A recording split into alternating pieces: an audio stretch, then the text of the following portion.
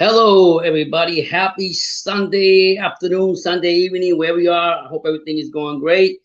I come on live to talk about a good subject that I'm excited about. I just finished watching 3, 4 fights of this opponent for Canelo Alvarez, Dmitry Bivol, guys. I'm gonna say it again, Dmitry Bivol, guys. I don't know if this was the best choice for Canelo after what I seen from Dmitry Bivol, his skill set. I don't know, man. I just don't know. I seen a lot of things in Dmitry Bivol's toolbox that can give problems to the face of boxing, Canelo Alvarez. I'll just leave it like that. I mean, we can't diminish what Canelo has been accomplishing in boxing. He is the face of boxing. He cleaned out the 168th division. Now he's going up to 175 with no kind of stipulations, no hydration clause, nothing to go ahead and prove himself that he wants to be the great of all greats. So respect to him. But I'm going to say it again. Before I started doing my study on Dmitry Bivol, I'm going to bring out some facts in that stuff once I get going. I'm going to tell you, man, in the beginning, I was more to he should have fought Bidarev. Bidarev stays in there and takes the pounding and fights right back. But boy, oh boy, will I'll say it again. Dmitry Bivol will be a problem for Canelo Alvarez in this coming fight. I think it's about May 7th what the fight's going to be. I forgot what date it is. But it's going to be a problem for the face of boxing. And will he still be the face of boxing after this Russian gets in there and shows all his skills in the bag? Because, boy, he's got a lot. I watched a Gene Pascal fight. I watched the Sullivan Barrera fight. And I just watched the Joe Smith fight. I know his last fight with his last opponent, which was Usman McCall, I think it was. He got a UD, but let me tell you, man, you just can't go by what decision, how he wins his fight by decision. You got to see what he does in that ring to let you know that he's coming. I think, and I'm going to say what a lot of people's been saying it, i.e. the Tim Bradleys of the world, a lot of media outlets. I think this is a big test for him, and I think. If the media doesn't favor Canelo, because we know how it works with the face of boxing, we know what kind of fighter Dmitry Bivol is. He's been coming out on media and saying, like, hey, Canelo is a great fighter, but I'm just as good as Canelo. He's human just like me, and he's beatable. The confidence that Dmitry Bivol talks about and how he shows it in the ring, I'm telling you right now, it's something that Canelo's going to have problems with.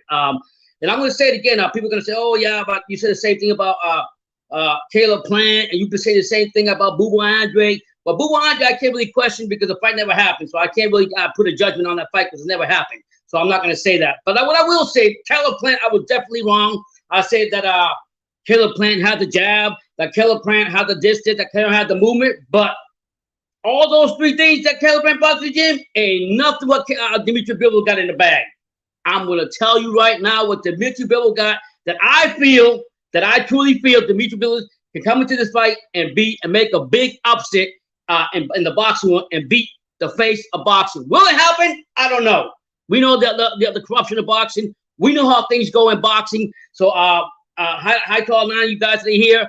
I will get your acknowledgement in a minute. We know the corruption, how it goes, but I'm going to tell you right now, the ring gentlemanship that Dmitry Bivol brings in the ring, the way he moves around that ring, the way he uses his space to throw his punches, his distance, the way he uses that jab, the way he takes the jab from his opponents. And what I mean by that, I watched it against Sullivan Barrera, I watched him against Gene Pascal, and I watched it against Joe Smith. He knows how to neutralize the jab and take the jab from the opponents away from them in a way that he dictates the fight with his jab and actually outpunches and outlands his opponents. Power is not everything, but do not sleep on Dmitry Bivol, because let me tell you guys, Dmitry Bivol is coming here to take it away from Canelo. Canelo, as you guys well know, he's a straightforward pressure fighter coming forward in a high guard.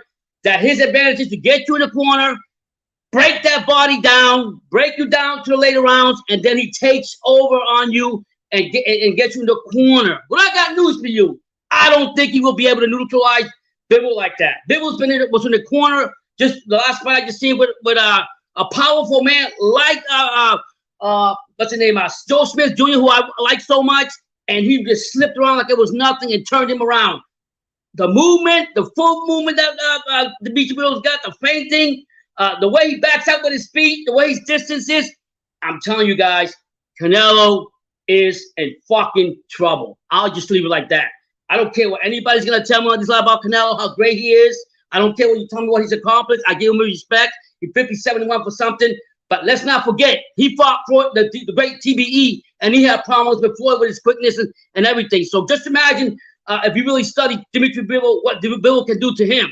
And you can't tell me that, Bivol just fought this guy right here. He fought a power fighter, Joe Smith. He fought a solid barrel that came forward and brought and outpunched all his other opponents until he faced Bivol. He counter punches. He loves to throw that left. He loves to leave that left jab, and then he comes with that left hook.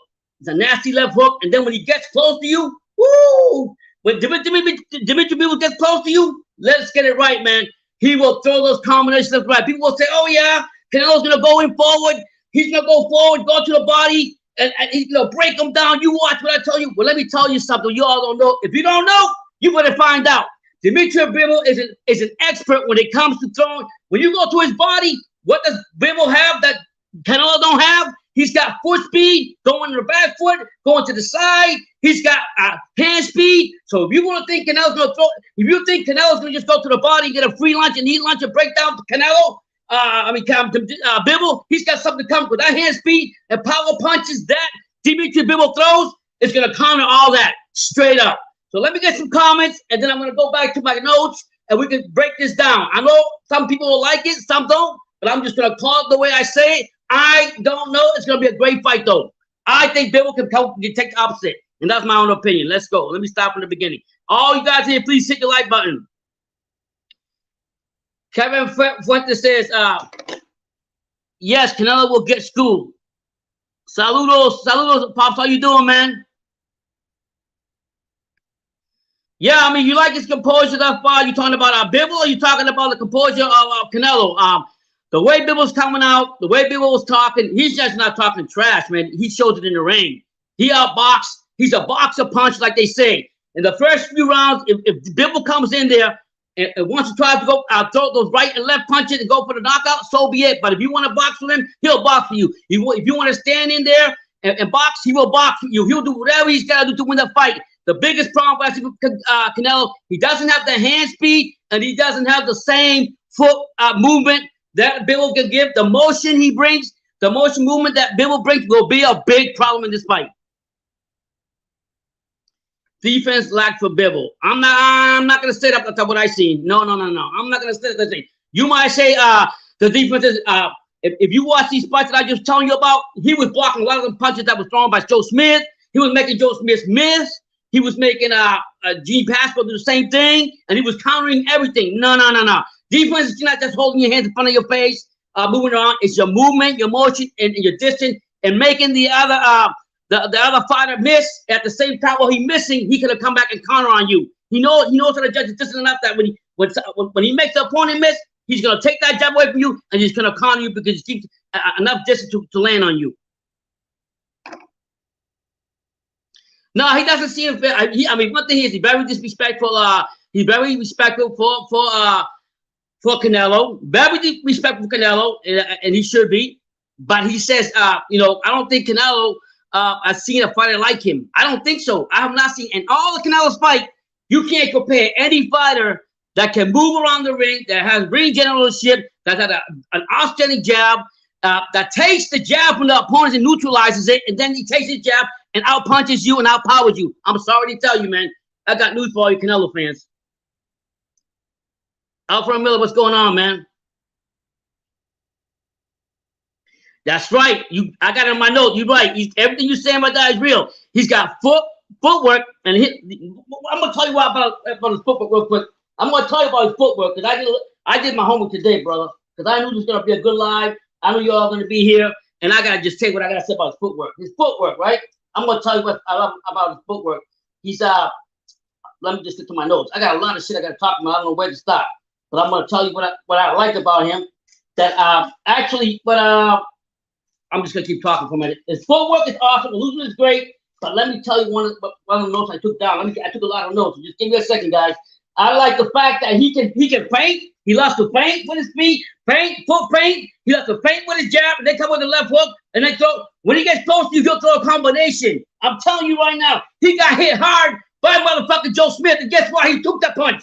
And what did he do? He had Joe Smith so frustrated. Joe Smith didn't know what to do. And don't tell me Joe Smith is not Canelo. I'm not saying that, but the movement that he brings, the motion he brings, it's gonna be a fucking problem for Canelo. If Canelo thinks he's gonna walk on him and get him in the corner, he's wrong, brother. He's wrong. I'm telling you right now. So defense is not just about holding your feet up. It's not about doing that, holding your feet up. It's about other things that he does, and he does it well. He does it very well. Canelo girl, how you doing, Brian Curry? All right, yeah, that's what he is, man.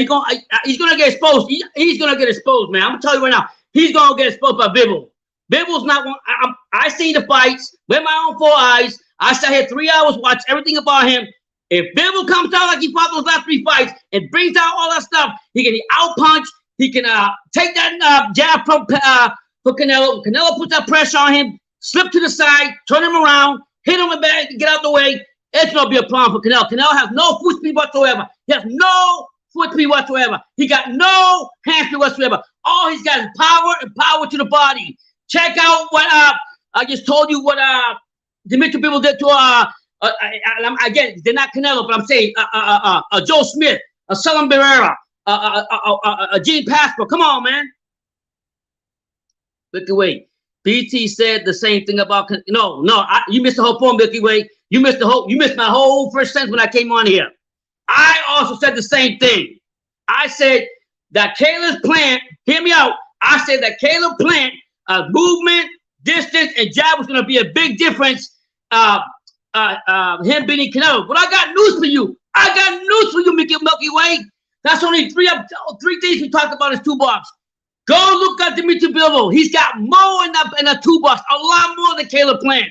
And hope we got to fight Boo Andrew, but I'm saying no, we can't compare our Caleb Plant after what I seen with Dmitry Bivol. You can't compare both of them. I'm sorry to tell you, 2 different fighters, 2 different objectives, 2 different strategies, and I'll tell you right now, Dmitry Bivol will make you look like shit. Canelo better be ready for this.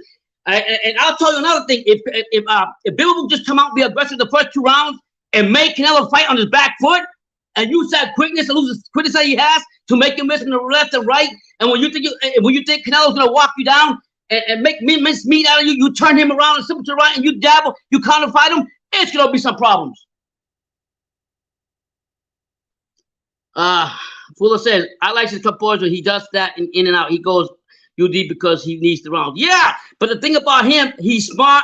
He uses his space. He doesn't waste his energy. He's a very smart technician fighter. When he hits you, he's gonna, like I say, he's gonna feint you. He likes to feint with the jab, lead with the left jab. Then he will come up with, he'll feint you with the jab and then throw the left hook. And then if he gets you, he's gonna come back with the right, the right hand over you, the right hand of counter you. Nasty. Full of sports. Yeah, I'm telling you right now. Say what you want about Boo Andre. We can't really talk about Boo Andre because I don't want this video to be about we hating on Boo Andre. No, we're talking about. I seen 3 fights today that made me wipe up my eyes and let me know that Dmitry Bivol, if he comes with the right mindset, he does what he's supposed to do. And respect to Kovalev, man. I was mad at Kovalev because I thought that was a setup fight and all this other shit. No, it was an old man Kovalev that fought Dmitry Bivol. If it was a younger Bivol, Kovalev, it would have been a different story. So respect to Kovalev. But I'm gonna give respect to Kovalev because what he told Bivol is go fight your fight. You got a chance like anybody else. And what I say today, he did. Bivol sounds confident, but so depleted. No, really, I'm gonna say it again. Bivol, Plant does not have the same tools that Bivol brings into the ring. He does not have this. I'm gonna take my notes and I'm gonna start reading to you guys. I just want to talk to you right now. Bivol does not have the Caleb Plant does not have all the tools in the box like Bivol. I'll just leave it like that. So forget about Plant. Canelo won that fight, beat his ass, knocked him out, and I said the same thing. He beat him out. Kudos to him. We're talking about a different warrior here. We're talking about a different cup of coffee here. Okay, we're talking about a Russian that went in there, followed Joe Smith, followed Jim Pascal, followed Sam Rivera, and did what he had to do. He knows how to win. It's not all about the knockout. I'm telling you right now, Canelo's gonna have problems. If he thinks he's gonna counter Bivol and win with that, he's got a long time coming. Canelo likes the guys, the fighters that Canelo like, a straight up fighter to stand in front of him, that he can go ahead and nail, go to the body, push him back, and little by little break him down. You're not gonna get that from Bivol. You're gonna get Bivol's ring generalship. You're gonna get his movement. You're gonna get a jab. And you guys gotta give credit to him. He neutralizes the opponent's jabs. I mean, he'll fucking out jab any opponent. And I'm gonna say it again. Canelo is no motherfucker different. And he even said the same thing. But Canelo is one-dimensional. He was eating shots from Caleb Plant. He only had one plant. He has no foot movement. Guys, Canelo has problem with fighters that have motion. And boy, oh boy, does Bivol have motion and movement. And that's just not me saying it. You guys can go check his fights out.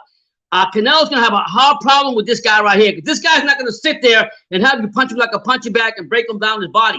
And a lot of you guys are going to say, oh, yeah, you're going to watch Pops, you full of shit, blah, blah, blah, blah.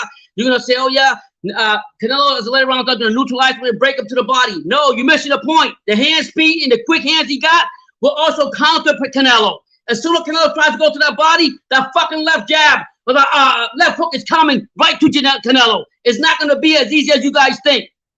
It's not. So that's what I'm getting at.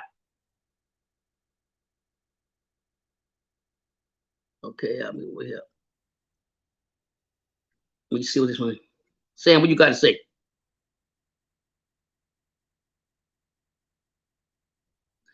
Yeah, you can say that, but Canelo can't do that. Canelo cannot deal with movement. He didn't take Floyd's jab.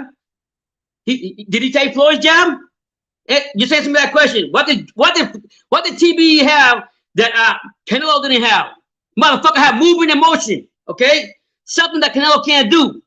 Canelo expects his opponents to stand in front of him on the high guard, coming forward, and it's gonna be like you are using what do you call it? I'm gonna say something in English. How you say that in English? An axe, and you're chopping a tree down. That's what Canelo wants. He wants his opponents to stand in front of him, who comes toward the high guard. He gets you in that corner, and he pounds the shit out of you on the corner and the ropes. He will not be able to do that with Bivol. I promise you that. If Bivol comes with the movement that Bivol got, the way he keeps his distance, I don't even think Canelo's gonna get all them jabs like you guys think and break them down. I'm sorry to say. Valiant, are you serious? Are you asking me that serious question? Who has the faster hand speed? Canelo by 100 times. 100 times. I'm not talking Canelo walking in the gym, hitting the speed bag. I'm not talking him sparring with his partners, beating the shit out of them. I'm talking in live fighting. In live fighting, brothers. I'm telling you right now, in live fighting, Bivol's got the hand speed. He's got the quickness. He uses his feet. You cannot. I mean, there's not one thing that I didn't like about Bivol today. And it's going to show in that fight. What's going on back in here? Hey, man, I just got watching Dmitry Bivol 3 fights. And I go into the more recent one, but I watched him against Salman Barrera, Jim Pascal, and I watched him against Salman Barrera, Jim Pascal, and Joe Smith Jr. What I seen from Bivol, what he has in the toolbox, it's going to cause a lot of problems for Canelo. His movement, his elusiveness, his quickness, his explosiveness punches, his timing. He doesn't waste time on his punches. It's something that you love to see. And I mean, he hurt Joe Smith with that left hook. He's got a beautiful left hook that comes up there. Then he got that straight right hand. I mean, there's not one thing that I didn't like about Bivol. I think Canelo's in trouble. Damon said, I watched Bivol's last fight. He's way too sloppy. I watched Bivol's last fight. He's way too sloppy for Canelo. His activity will win him some rounds, but I think nope. I respectfully disagree with you. Nope. No, the thing about Canelo's a smart fighter. So let's not be just sitting here and hype Bivol. Canelo is a great fighter. Canelo knows Canelo how he goes about it. He stays in the hard guard. He's a pressure fighter. He likes to get you on the ropes to the corner, and he likes to pound you. And what he does in the beginning of the rounds, that Canelo does, that's why he's very smart. That's why he's had success. He will look for you to make some big mistakes, and then as the rounds go on, he will try to take advantage of that. Where I have a problem with Canelo is he doesn't have the same push speed as Bivol. He doesn't have the same foot speed, angle, movement. You name it, he doesn't have against a speedy Bivol. And you guys can argue that point all day long. But you guys can look for any cracks in the game you want to crack. But if Bivol fights a smart fight, it's hard to hit him. You name me a fighter that's fought that can literally neutralize all their opponents, and he outboxes them and outpunches them with so many jabs. You name me that. There's not that many out there that can do what Bivol got. Bivol is special, and he's going to show it. All you Canelo fans better wake up. You all better go to where you got to go to, because Bivol's coming. The only way he wins, and I'm going to say it again, the only way that Canelo wins this fight is the judges. If that's the only way. If I see the Bivol that I've seen just in the last 3 hours, he ain't beating the Bivol. Yeah, that's true. Rashidi Ellis, shout out for him. He finally got out of the snake. Oscar with the Golden Boy now with PBC. Good luck to him. But you right back here. But I'm going to get into the subject right here of Bivol and why I think he's going to be so great in this fight. And we'll get back to that. David Slater said careers ending PBC. Civil Party said bless up Ferrari. Okay, so let's go. I'm going to talk about Bivol. I'm going to tell you about Bivol, and then we can go on with this discussion because right now, I'll be honest with you, I'll put my money on Bivol. I will put my money on Bivol, but because Canelo's a place in boxing, and because he's a money go-getter, who knows what could happen behind that? But if it's a fair fight, Bivol will expose him, will expose Canelo in any way you want to put it. Don't tell me Bivol's just he's a boxing puncher. He will box with you. He can punch with you. He will stay in the middle and fight with you. He's a very intelligent fighter. I mean, he's not going to be an easy fight for Canelo. Respect Canelo for taking this fight, though. Okay, Becky Hunter says, hell be lucky to fight one time. Okay, here I go. I'm going to start talking a little bit about Bivol. You guys can chime in. I'll get back to your comments. But right now, I got to tell you what I learned about Bivol and why I say he's going to win these fights. And then I get back to your comments, guys. Bivol, 19-0, 11 KOs. And don't let those 11 knockouts fool you that he don't got no power, okay? Both of these fighters are boxing punches. They both can get in there with each other. We know what Canelo brings already. We know what he's accomplished already. He's got a tough step ahead of him. Bivol was also a 2013. He won the gold world combat in the world. He won a gold in the world combat game in 2013. Okay, Bivol has been won an interim title back in May 2016 when he beat Felix Pereira, right? Before he unified in 2017, and then he beat Trent Brahurst with a TKO. This is Bivol we're talking about, right? Bivol has made seven title defenses, and all he's won. Whether it was for power, whether it was UD, he wins them, okay? He also beat Joe Smith again in 2019. And his most recent one was in December 2021 against Umar Salamov. So take it how you want to take it. I'm telling you how I see it and what I like about Bivol, and then we can continue to talking, okay? This is the strategy that Canelo brings, right? This is Canelo's strategy. In early rounds, Canelo tends to be cagey in early rounds. That's right. He's cagey. He gets you in there. He drives you to the corner, try to keep you in the cage, in the corner, in the ropes, and he goes to that body, okay? But I hope that Bivol comes out here and throws him a wrench and comes out here and be aggressive the first couple of rounds and makes Canelo fight on his back foot and get him uncomfortable early because it will be big. I disagree with Abel Sanchez was also saying that. He was saying that Bivol is a very skilled fighter, but a cautious fighter. He doesn't take chances. Bivol, I don't know what fight Abel Sanchez is watching, but he's full of shit. Bivol's not. He's a cautious fighter. He's a smart fighter. He will go in there and go for the knockout when he's ready to get the knockout. Ask Salem Barrera and ask Joe Smith that. And you can even ask Jim Pasquale. Don't get it twisted. He will take his chances, and he realizes in this fight with Canelo, he's going to have to take some chances. But that movement and that motion that Canelo couldn't stop Floyd with, he definitely ain't going to stop this guy. Let's see what else I got here. Then I get back to the comments. I'm gonna get my shit out first. Okay, this is what I want to bring about Bivol that I really love about Bivol. Okay, he does have punching power. You all might not think so because he got 11 knockouts. And I ain't taking that from Canelo because Canelo's got a great record too. Canelo's 57, 139. I know what he got, so I know what Bivol's dealing with. But this is what I like about Bivol that was brought out by Roy Jones. Okay, he says what I like. We were in my way. So what I like about Bivol, he says he knows how to step back counter punch. What do you mean by that? He's got a middle. He's got a middle counter punch. He knows how to back, and he can middle counter pit, back middle foot, middle counter jab, back counter jab, and front foot in the front foot fighter. That means that he can backing up. He can still counter jab you, backing up or in the middle. He can throw that jab at you while he's moving, and then when he gets in front, he just tears your ass up. All right. He loves to load. This is what he gets. This is what I took notes. He loves to load. He loads with the jab. When he gets close to you, he throws combinations, and then he counterattacks you. I like his movement. I like everything about him. And when he throws at you, when he applies all his skills, and when he throws them aggressively and offensively, he's gonna come aggressive. He don't waste no energy, and that's gonna be a big factor.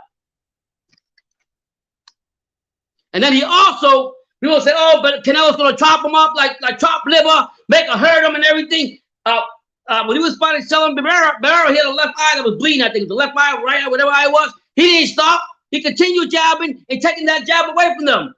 And what he does, how he takes the jab from you. Anytime you counter punch, the opponent counter punch or throws a jab at you, he blocks it. He blocks a lot of that stuff, but you don't see that. Beautiful. It's beautiful, man. It's beautiful. Another thing I like about Bivol, and then we go up there.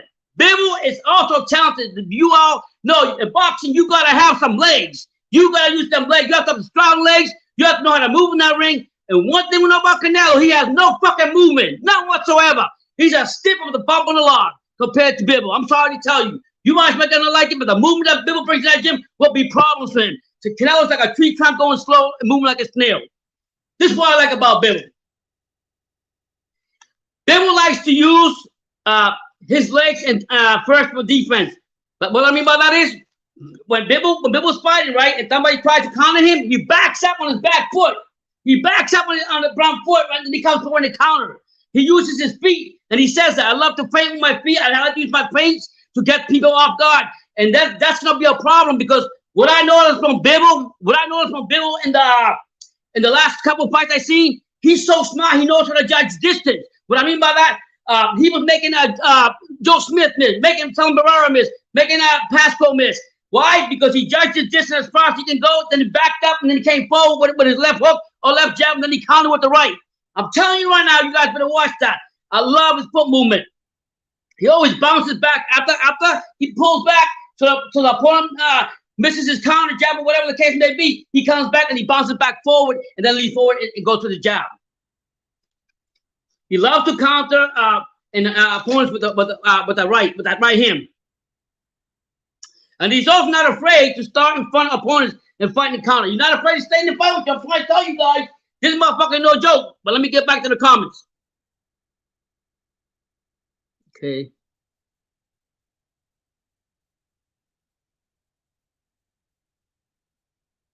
Valiant Smith's fight was a great fight because you know that when Smith went to going into that fight, Smith is a pressure fighter who likes to frustrate his opponents by putting pressure on the opponent and hoping that he can sneak. The opponent makes a problem so he can sneak that power punch he got. Well, in the beginning of that fight, if you watch that fight with Smith and Bivol, right? That's what Smith tried to do in the beginning to Bivol. He tried to pressure Bivol, but Bivol's movement and moving around the ring and his jabbing really frustrated Joe Smith that he couldn't land none of his punches or how I say, he couldn't go ahead and get his punches off because of the movement that Bivol was countering him with. And that's going to be a problem. So if Canelo thinks he's going to walk through Bivol, put that pressure on him, he got a thing coming for him. And I'm not saying again, with all due respect to Canelo, I'm not saying Joe Smith is is a Canelo. I'm not saying that. What I'm saying is if he thinks he's going to go in there on the high guard, put that Mexican pressure on Bivol, it ain't happening because Bivol's going to be ready for that. That movement will frustrate you. It frustrated Joe Smith so much that he picked up Bivol and threw him on the ground. He tried to fight 30 to get out of the thing. And then he out-jabbed him. He outlanded punches. Get out of here. Canelo's in trouble. Hey, Boxing Jams, I was on your live last night, man. When you shut up, I was there for like a couple hours. I was just listening to the shit, man. I'm not perfect like you in your dialogue and your comments, but I respect the way you came out.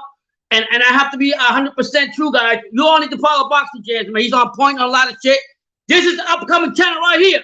This is the upcoming channel right here. Boxing Jams. Yeah, but I watched I watched it for 2 hours.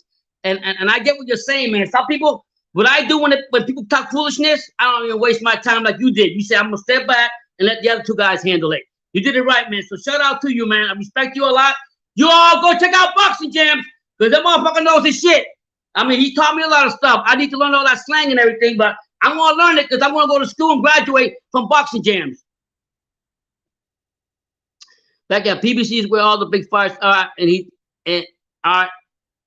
didn't really want. Who talking about Canelo?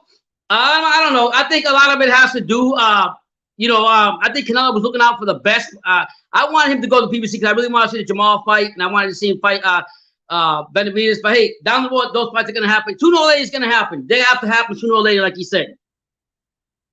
What's up, IROC? A18SB. What's good, Pops? Chief Canelo. Chief Canelo getting their fucking ass whooped. That's what's going to happen to him. And I promise you that. If Bivol showed me what he showed me in his last 3 fights I seen, I know he got UDs. UDs still wins no matter how you look at him. The movement, his angles, he's not going to stay there in front of Canelo and let him get punched. The judgment is distance, the way he spaces his punches to get his counter off, and that beautiful left hook he got. He got this beautiful left hook, man. He'll sit there and feint you with the left jab, then come in with the left hook, and then throw you the right. He'll throw you that fucking right. I'm telling you, man, he ain't going to be want to sit there and have Canelo chop him up like a piece of meat. He ain't going to sit there in the corner or on the ropes and get punched out. That quickness and speed and movement and smartness and ring generalship he likes to fight in the middle is big.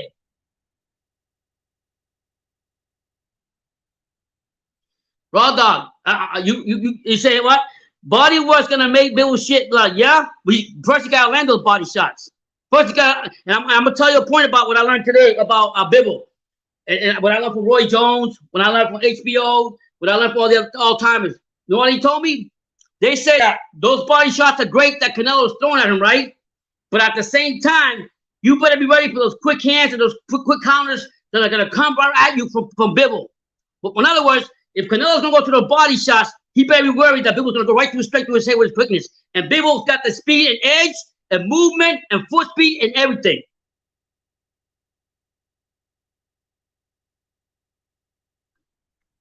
We'll talk about that later. Right now, I want to finish this up. We'll get back to you on that 140 thing.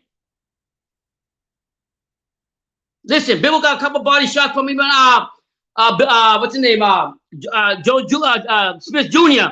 It'll be tested, but what will be tested will be. I mean, you gotta give me this though, guys. Bivol is in great condition, guys. I'm gonna tell you that right now. What's gonna be tested is, can Canelo figure out the motion, the movement, the counter punching, the straight right hook, the straight right punch, the angles he fights? Because he's not gonna stand there and have you punch him like Canelo's done to every fighter he's fought. This guy right here has movement. Before this, I thought Biederman would have been a better fighter that Canelo should have picked instead of him. But I think he's in trouble. With Bivol. What I seen today, and you guys can come back. We just talking boxing and rub it in my face. But it's not going to be a cakewalk for Canelo. I'm telling you that right now. He doesn't have the foot speed. He does not have the hand speed. His judgment is going to distance and his punching and breaking down fighters. I'm talking about Canelo, but he does not know how to do. I think what I like about Bivol, he doesn't waste energy, and he knows how to space his punches, and he knows how to keep the distance so the opponent misses and he can counter on. And if he's a live dog and counter you with the left, he comes with that left hook and then he comes with that right. And if he gets close enough, he's gonna throw that right and throw combination while he's finishing you off with the left hook. I'm telling you. Bivol has to back Canelo, yeah, he's gonna do it. You know how he's gonna do it? As soon as the Canelo comes straight forward, he gonna move to the left and circle, to the right and circle, go around like this. And that movement that Canelo's doing is not gonna work for him. It ain't gonna work for him. I'm telling you, it ain't gonna work for Canelo. The party will be over if the judges do it right. If Bivol comes in here and do what he's supposed to do, the party is over. I'm telling you right now. Okay. Everybody want to talk about Rashidi. We'll get about that in a minute. Let me just get out my thoughts on this. No. I'm sorry. I have to respectfully disagree with you. Plant does not have the same tools that Bivol got. I'm sorry to tell you. No way. Plant has the jab. He had the jab. He came in there. He had the quickness. He had the movement. But the way Bivol times that jab, takes that, neutralizes that jab from your opponent and gets it on you with that jab, it's fucking crazy. Plant couldn't even do that with Canelo. He didn't neutralize Canelo's jab. He stood in front of Canelo. And when he tried to move to the side, Canelo got him on the ropes and beat the shit out of him. Bivol's too smart of a fighter. He's had over 300 amateur fights. No. Bivol's in a different way. You can't compare Plant with Bivol. They're totally different fighters. They have different tools to the tank. And I'm going to tell you right now, I'm going to say it again. Canelo cannot handle motion. If you don't believe me, go ask TBE. Go watch the TBE fight with Floyd. What was Floyd's biggest thing? Motion and movement. That motherfucking Canelo couldn't contain. If Bivol comes out and fights the way he does, leads with that jab and exposes Canelo like he did with all these other fighters, Canelo's in trouble. No, you can say that was back then. But it's still right now. You know why? Because when you learn how to ride a bike, right? Once you learn how to ride a bike, did you forget how to ride the bike? Fuck no, you didn't forget how to ride that bike. You got back on another motherfucking bike and you rode it, right? So you can't say that. You can't say that. Okay, so don't sit here and go, oh, that was back then. He fought those guys. It doesn't matter. He still got those tools in the box that will expose Canelo. That's what I'm trying to tell you. So don't go, oh, that was back then. Those tools are still there. Every fight is up to the levels. Okay, it's up to the levels. There's levels to boxing, and motherfucking Bivol got it. He's got confidence. Like I always say about confidence. Confidence, a motherfucker. He got that. He got movement. He got angles. He knows how to throw. He knows what to lead with. He knows how to counter. He does everything beautiful. So don't go and tell me about back then. We ain't talking about fucking back then. We're talking about now. If you drive a car, you got a license to drive a car. When you didn't have your license and you learn how to drive a car, did you forget to get in your car and drive the car 5 years, 6 years, and 10 years now? Or do you still know how to drive that car? Okay. Yeah, Bivol's got a chance to win. That's all I'm trying to say. I just think it's a tougher fight than what I thought. After analyzing everything, I thought it was a very tough fight for Canelo. Bivol tears up high guard. Yeah, I'm the high guard. He knows how to expose it. But he's smart too. He's not just gonna throw himself down and lean forward so he can get catch over here. He's very smart what he does. He's a technician in that ring. He's got that the Russian type of technical thing. But he also knows the biggest thing is his judgment distance, when to counter, when to space his punches, and how to do it, and how to move and slip. And what I noticed about Bivol, if you get him in the corner, he doesn't stay there 5 minutes. He don't think about it. Yeah, he moves. What I also know about Bivol, when he throws punches, he don't try to think, am I going to throw that right punch right away? Am I going to wait? No, he's going to come forward with some explosiveness behind those punches and show you what he's going to do.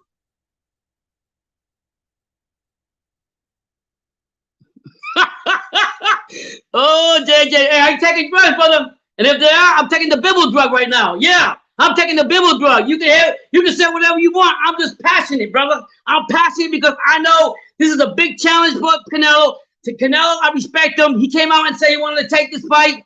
And he knows it's challenging, and that's why he wants to make history. And he done it at 168. So I'm not hating or putting the dark side to Canelo. All I'm saying is you better put a light and understand that the mechanic with all the tools in that box is motherfucking Bivol. He's got the quickness. He knows how to move on that ring. All Canelo does is come forward. He has no foot speed. He has no hand speed compared to Bivol. Come on, man. At this point, I'm expecting Bivol to take the dive. Okay, whatever. Take a wait. We know that might happen, but you know what? I'm not gonna say that no more. I read a little about Kovalev. I thought I adamant about Kovalev, but then after I read he's the older Kovalev, then he have the same height. He didn't have enough time to train. I have to see why the fight was like that. But it could be a dive. I'm not saying that. I'm just telling you what I seen today with my own eyes. What makes me think that Bivol can actually have the chance to upset the face of boxing? That's what I'm trying to tell you. I'm not saying you're wrong or right. I'm just telling you my own opinion. Here you go again. I'm gonna tell you again. I'm gonna tell you again because you're not understanding in English. But I'm gonna tell you in Spanish. Maybe you understand Spanish. Mira, olvídate del pasado, ¿oíste? Cuando tú sacaste tu licencia para manejar el carro, tú todavía, hey, what's up, BT? What's going on, man? Whoa, what's going on, man? BT's alive. Cuando tú cogiste la licencia para manejar el carro, ¿verdad? Tú te olvidaste ahora, o todavía tú sabes que es el carro. Cuando tú aprendiste a montarte una bicicleta, tú todavía puedes montarte la bicicleta y guiarla. When you got your driver license, right? Before you got your driver license, right? When you got it, did you forget how to drive a car now? Can you get in the car and drive a car? When you were taught to ride a bike, you know how to ride the bike. If I give you a bike now, can you still get on that motherfucking bike, right? So get the fuck out of here about the past. There ain't no fucking past. This is the reality that I've seen, and I'm gonna bring it out. BT. What the hell did I walk into? You walk into whole shit on the Bivol thing, man. You always told me before I talk about fighters to do my own homework and watch what I seen, and I seen a lot of things on Bivol that I think exposed Canelo left and right. We know how boxing is with the corruption and everything, but I'm telling you right now, Bivol's got more tools than I've seen. He's a smart fighter. He knows the judgment of distance. He knows how to space his punches when he throws his feint. He loves to feint. He can fight on his back foot. Fighting front, coming forward. There's a lot of things to do. He can get, if you get him in the corner, he knows how to slip that corner. He doesn't think about it twice. He gets out the way, turns you around, and jabs you. The biggest thing I like about Bivol that I learned today is he neutralizes his opponents with their own jab. He neutralizes them. He out punches them and out fight and outlands them. I love it, Pops. I love how you fully buying into Bivol. Yeah, I'm still gonna be. I mean, I know boxing is corrupt. All right, that's the reality of it. I know it's corrupt. I'm not saying that he's going to win the fight, but at least I need to bring to light what I feel he can do. Yeah, absolutely. You know, you're right, Pops, because, like, boxing right now, like, Canelo is, like, the biggest name in boxing right now. So anybody he fights, people are just going to pick on no matter what, like, until he actually loses a fight. But, you know, it's like if you look at the course of box history, if you look at, like, all the biggest names in boxing, they all took their losses when everybody just thought it was a foregone conclusion that they would win. Like, you remember, like, this fight obviously isn't going to be as wide odds-wise as Mike Tyson versus Buster Douglas, but at the time when they fought, Mike Tyson was looked at to be kind of like this invincible force. Canelo, it's to a point now people are talking about Canelo going up to heavyweight. Mm-hmm. Right. You know, let's pump the brakes. So it's good to hear someone put some respect on Bivol's name. And I think what I like about Bivol said he came out and said he gave respect to Canelo, but he says Canelo is human just like me. Basically, what he's saying is he's not invincible. We get in that ring, we can iron it out. And I have to bring out what I say. He's got a great job. He got great job. I did my homework, Brendan. I ain't lying to you. I did my homework. I know because when I had called you earlier, you were like, man, BT, Canelo ain't being Bivol. I'm like, why are you so adamant now? Yeah, because I did my homework like you told me to do. And you always told me before you talk about anything, do your homework because you understand. I took notes for everything. I took notes about how great his jab is, his countering, his movement.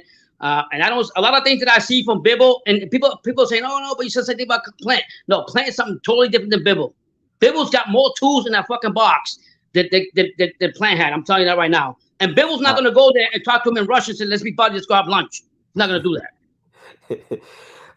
H-Money says, BT, I think Canelo decided to fight Bivol because he isn't a big puncher with he only has 11 knockouts. That could have played a role, but you know, people keep saying Bivol can't punch. I think that's foolish. I think Bivol, he's a boxer puncher that lends. He's more of a boxer than he is a puncher. But you can't just run up on Bivol and think you're not gonna get caught with something silly. Like if you run up on Bivol the wrong way, you'll get hurt. You know, he has like when he fought. When you're so good at the art of boxing, sometimes it'll look like he can't punch or these things. He's not getting these guys out of there. But Bivol, probably more so than 99% of boxing, has mastered the art of how to win a fight at the championship level by UD. Now, obviously, he hasn't fought nobody of a Canelo caliber or anybody that you could say is like a class creme de la creme top shelf fighter, but he just knows how to win fights. All right. And shout out to Boxing Gems. Go subscribe to Boxing Gems. He said it best. Bivol is content with just winning the rounds. You get fighters like that. Sometimes there's just fighters that they don't need a knockout. If it comes, it comes. But sometimes those guys are more dangerous. And when you got a guy like Bivol who he has 2 or 3 different types of feints, 2 or 3 or 4 different types of setups for each hand. Yeah, he's a dangerous fighter. Yeah, when I was reading about Bivol, he said he doesn't concentrate on the knockout because then everything he did in training is going to flush down the toilet. He's going to do his strategy, and if it comes, like you say, if the knockout comes, then it comes. But my goal is to win the rounds. But Pops, so before I answer Ass Man's question, all right, what a name. All right, before I answer his question, do you think Bivol is going to win the fight? Because you seem to be on the team Bivol. I'm only going to say Bivol will win the fight if there's yes no corruption in it. Yes or no? Okay. All right. The better question will be is, do you think Bivol will, like, not on the judges' scorecard, but do you think when you're scoring the fight and when the fans score the fight, do you think he wins more rounds than Canelo? Yes, he will. Okay, so you're saying he's going to win the fight. The commentary won't allow it, but he will. I personally think, this is how the fight's going to go, all right? I think Bivol is going to have a lot of success in the first 5 to 7 rounds. It might be even. He might be up like 4-2, maybe 5-1, something like that. And I just think, like, between rounds 8 and 10, Canelo going to hurt him with something. And maybe what I was reading about Canelo is that he's a master of just letting you fight your fight through until he keeps studying what your movements are and see what you're going to do. And if you repetitively do the same thing, that's when he's going to catch you. My only thing with Canelo is, like, yes, he's fought at light heavyweight before, but he hasn't been here in a couple of years, and he likes to fight in spurts. I don't think Bivol, I know I kind of said the same thing with Plant, but, like, Bivol has a bit more to him when it comes to setting up his punches than Plant did. Plant is more athletic. Plant is more of an athlete.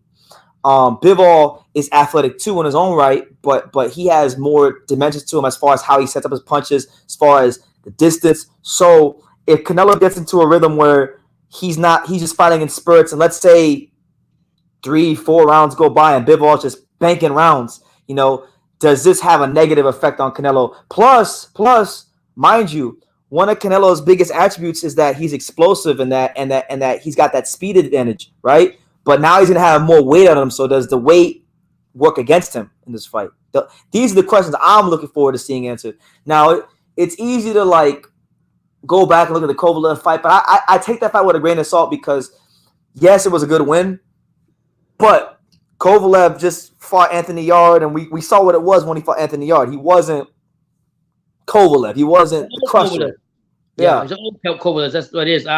There's a lot of questions. All I'm trying to bring to light is, like, don't people just sleep on Bivol, because I think what he showed me today, the movement and everything, I think Canelo will try to be on the high guard and get him to the corner and drive him down and do what he's got to do. But I think ultimately Bivol will adjust to that, like he did in the other fights. Yeah, no, absolutely.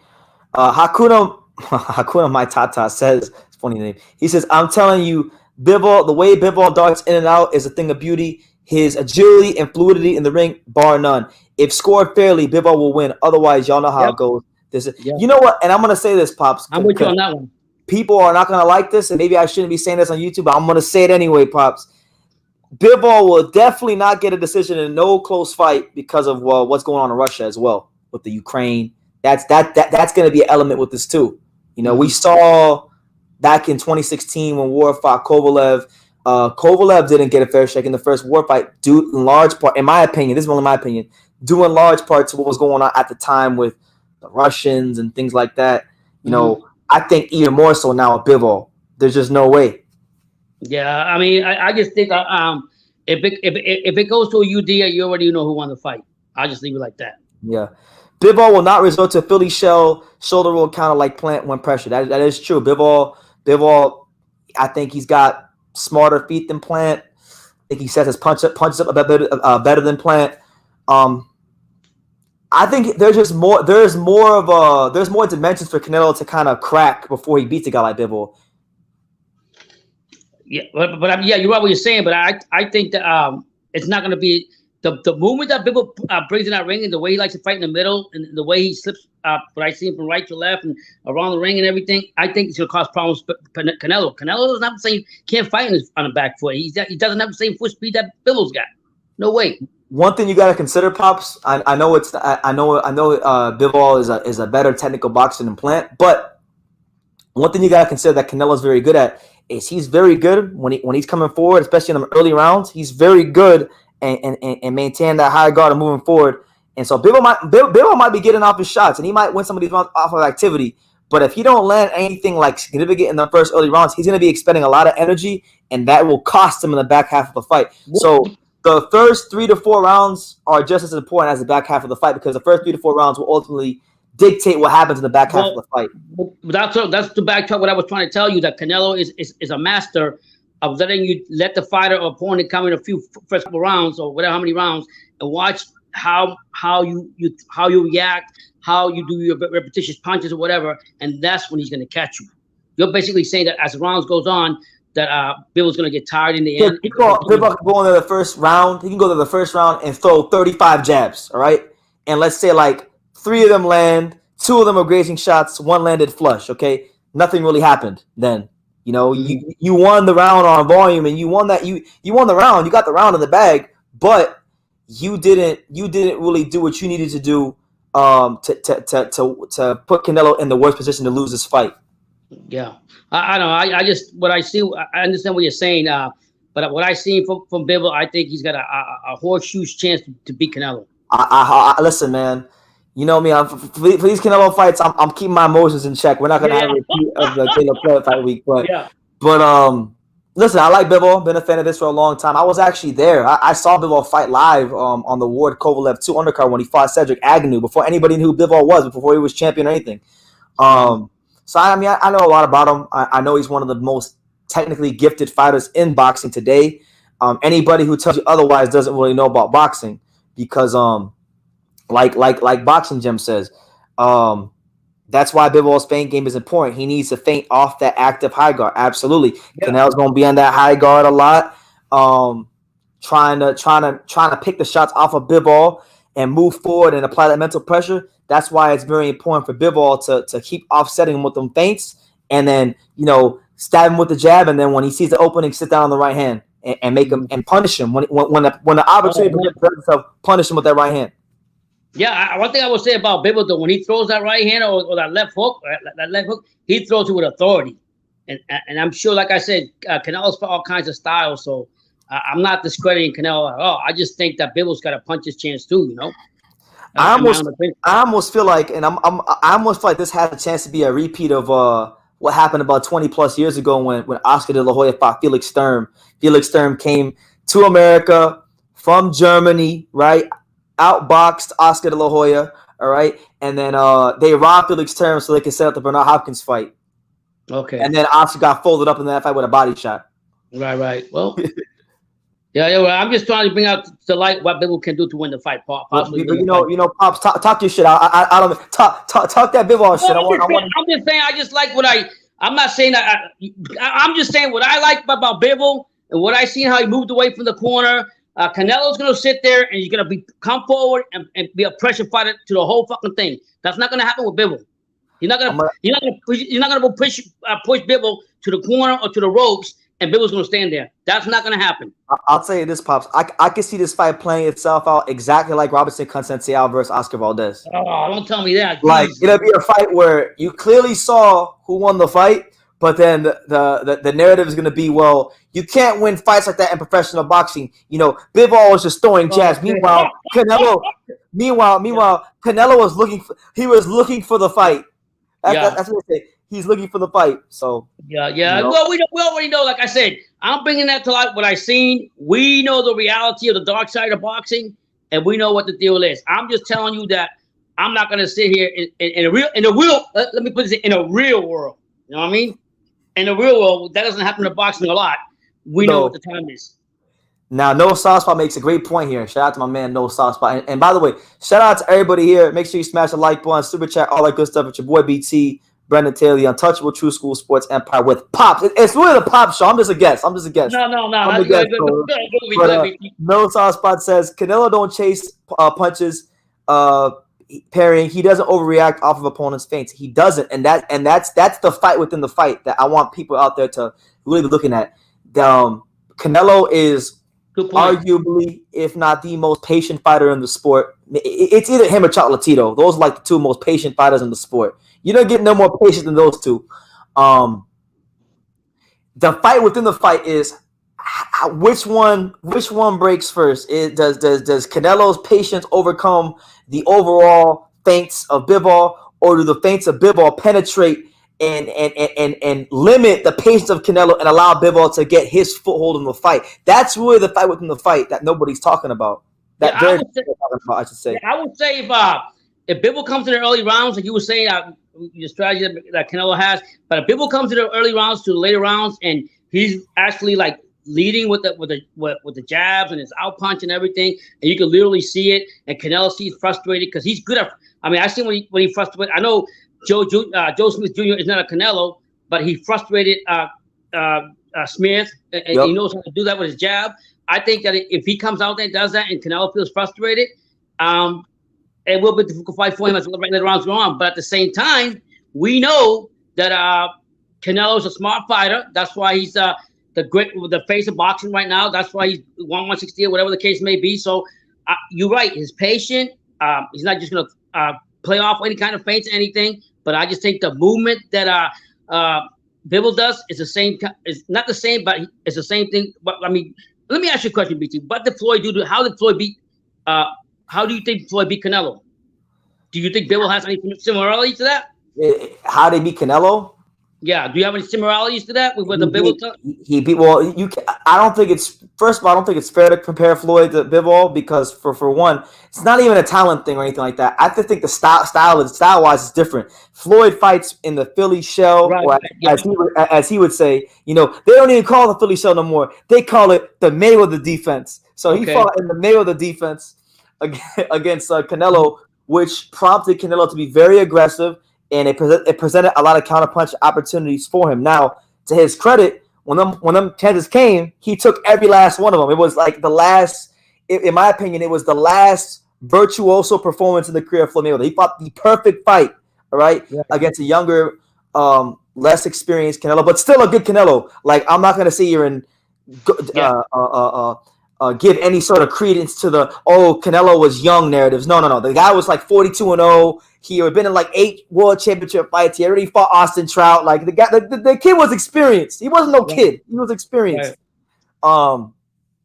I think it's a different fight. It's a different fight. Bivol doesn't have the Floyd style, so I'm not going to compare him to Floyd. Right. And it's not really fair comparing many fighters to Floyd, if any, because he's such a great fighter. Saying, what I like about my whole point of that was the movement that Floyd created. The movement that Bivol's going to create is going to be problems for him. I don't think Canelo has a speed move. When have you seen Canelo actually move? When have you seen Canelo move around left and right with some kind of speed? Nothing. That's not a style. I mean, okay, I can say, when have you seen Chocolatito move? Yeah, but that's what I know it's not a style. But I'm saying both kind of fight. That's the style they fight. They fight in that style where they're not wasting movement. They're parrying punches. They're in there to fuck you up. They're not in there to win a decision. Right, but I'm saying but the full speed and the movement that I think that Bivol brings, I think his movements. When I say his movement, it's not going to be easy for him to just hit Bivol. I don't think so. Shout out to my guy out there in Montreal, Quebec, Canada, Usam, the fanboy killer. He says Canelo's patient because he knows the fight is rigged. He wasn't patient against Mayweather or GGG. Let me tell you that. Now to his point, especially with that first GGG fight, if you would have told me in that first GGG fight that Golovkin was the younger fighter and Canelo was the older fighter, I would have believed you because Canelo was huffing and puffing like the big bad wolf. He could have handled that mental pressure that Golovkin was putting on him that first fight. Right. Yeah. So I mean, everybody got their own opinion. I just think that like I said, I'm just here to call out the way I see it. I think We know the deal. We know what time it is. We can say the same thing about like Haney. If Haney goes, if Haney fights Cambosis, right, which he's gonna fight, Haney, he doesn't look for the knockout. He's very technical. Go ahead. Here's a great comment from Boxing Gym. He says Floyd beat Canelo with the lead hand, different guards, jab from different levels, hand and foot face, breaking the rhythm set. Floyd landed a crazy 42% of his jabs, and he threw 300 plus jabs in the fight. And that's a great point because that's probably the one similarity I would say, Pops, is the feints. This fight for Bivol will live. It'll be won and lost by the feints. If that feint game is on point, if the feint game is on point, it might be a long night for Canelo. But if Canelo finds a way to neutralize the neutralizer, so to speak, with Bivol feints, then of course, Canelo will get it done. I think he'll win like a workman-like type performance where he gets on the inside of Bivol and really take him to some deep, dark, uncomfortable places. But it's a big if because, like I said, when it comes to feints and the different types of feints and just the overall feint game that Bivol is bringing to the table, there's not much better in boxing than Bivol himself. Yeah. No? Yep. You're right. Know what I'm saying? Floyd Mayweather, the master of deception. That's right. A boxing genius. A boxing genius. And if you hate Floyd, then I'm sorry. You don't love. I'm sorry. If you hate Floyd Mayweather, you don't love. If you don't love Floyd Mayweather, you don't love boxing. In the beginning, back in the day, I would talk shit about Floyd, but the reality is, Floyd mastered how to be an aggressive fighter and win, and he also mastered the sweet science of boxing. And I mean, he also on the outside became a shoe businessman. I can't hate for him. I don't give a fuck. We got $100 in the strip joint, throwing all the strip joint. I don't care. Live your life. You earned it. Respect the floor. You earned it. When you guys go out there and you win 50 fights in a row and you become 5 division champion and was it 4 or 5 division lineal champion and you beat like 5 or 6, 7 Hall of Famers, then you can criticize Floyd. Till then. I used to be a big stick handler of saying, oh, he didn't fight this guy, this and this and that. You know what? Doesn't matter. He won. He won. It don't matter if it's 80, 70, 60, he won. And you could do that with any fighter. You could say, well, if you could literally go to any fighter in boxing history and you could start hating. You could say like, well, Sugar Leonard, he ain't shit. He didn't fight Aaron Pryor. He ducked Aaron Pryor. You could go and say things like that. So yeah, for sure. I just think that's not a good narrative to have. And as I got wiser, I realized I have to appreciate the fight in Floyd. And I appreciate my Canelo. I can't just say, oh, he didn't fight this guy in his prime. He didn't do that. Don't fucking matter. He fucking won. I'm going to say that. But I will say this, though. I will say this. I do got one. You already know where I'm going with this. Good. I know. There's a very intriguing fight on May 21st happening in Derby County, UK. You know where I'm going with this, Pops. Demetrius Andrade fighting Zach Parker. Now, people can say what they want about Zach Parker, but the reality is Zach Parker is the #1 contender in the WBO. He's younger than Andrade. He's bigger than Andrade. He's undefeated, and it's his first fight in the division. And he's looking to win that interim belt and position himself, if not for Canelo, whoever's there to fight. What I'm saying is this. Floyd ducked some people, or Floyd, you could say Floyd avoided people, but he didn't do no 10 years, 3 weight classes type shit like Canelo got going on. Yeah, and at the same time, you got to look at it is what's in about Canelo. Canelo's doing his thing and doing it right, and you got to put respect on him. We got to how we want to look. You got to look at that. But what I'm saying is this, Pop. What I'm saying is this, okay? All right, I don't care what nobody says. I don't care what Canelo said he was gonna do. If Demetrius Andrade beat Zach Parker and Canelo decides to come back to 168 while Demetrius Andrade is WBO interim champion, we call for the fight. We call him for it. Listen, man. When Demetrius Andrade wins that fight, he better vacate the WBO immediately. If he don't want to fight him. If he doesn't want to deal with the true school pop smoke, as soon as he gets the chance, he should vacate the WBO belt immediately. I'm gonna tell you straight up. I think I'm really more adamant angry at fuck Eddie Hearns. I'm really angry at him because he's gonna have another. Tell him, talk to him. Yeah, I'm pissed off. Don't have a heart attack. Listen, let me tell you something. Boo Boo Andrade is the most avoided fighter in boxing that I feel he is. Nobody wants to fight him. The bottom line is, if you want to, you're great. You got to go in there and fight the motherfucker. I'm gonna play devil's advocate, Pops. So I'm gonna be the Andrade hater, and you gotta defend Andrade. So Pops. So how could you say he's ducking people when he ducked Johnny Beck? Listen, let me tell you straight up. Let me tell you. Motherfucking Boo Boo Andre don't duck nobody. He wants all the smoke. He'll take anybody and anybody when he wants to take it. But Johnny Beck, who was the best guy he would have fought, supposedly. What do you say to that, Pops? I'm just gonna say like this: people don't. If that's the case, get the pan out. Like we were saying about Canelo. Get that fight made. See. Andre wants to fight all his mandatories, but when he finally has good mandatory and Johnny Beck, he duck and avoid him.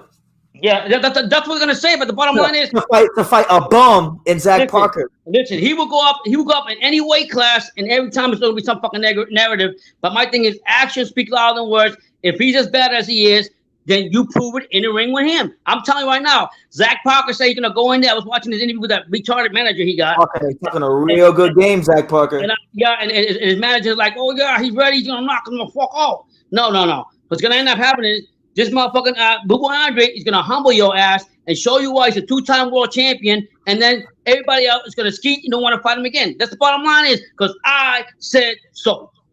Now H Money says, BT, do you think Andre will go back to 160 after the Zach Parker fight? Well, look, I don't want to overlook Zach Parker because I'm of the mindset that if he leave this fight close, he getting fucked badly. So he needs to make sure he takes care of Zach Parker. But in the event that he does take care of Zach Parker, H Money, I have no idea.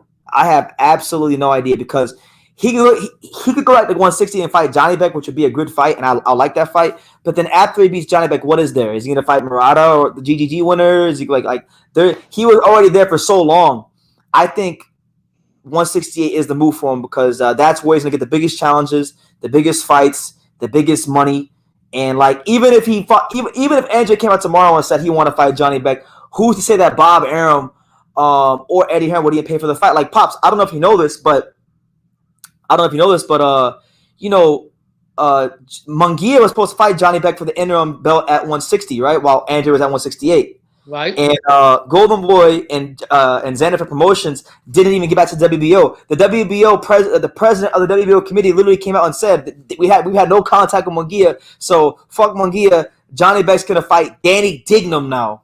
Yeah, so it's crazy. that's what's going on now at 160. Yeah, but I was speaking about that. But in your opinion, what do you think is okay after the Zach Parker fight? Where does Boo Boo Andre go from here as far as promotional? What do you think? I'm not looking past Zach Parker because as Fresh BX just said, Zach Parker took apart Vaughn Alexander and Marcus Morrison. What Johnny Beck and Eubank Jr. could have done when they fought those guys. Oh shit! Yeah, okay, beat the shit out of him. In fact, in the case of Johnny Beck fought Vaughn Alexander to I think it was a majority decision or split decision win. He barely beat Vaughn Alexander. Zach Parker fought Vaughn Alexander and stopped his ass in 2 rounds. Now, that doesn't mean that automatically that he's better than Johnny Beck because you could do the same thing for guys that have fought Andre. You could say like Liam Williams knocked out Alontes Fox and Andre did it, so that should have meant that Liam Williams would have beat Alontes, that would be Andre, but it doesn't.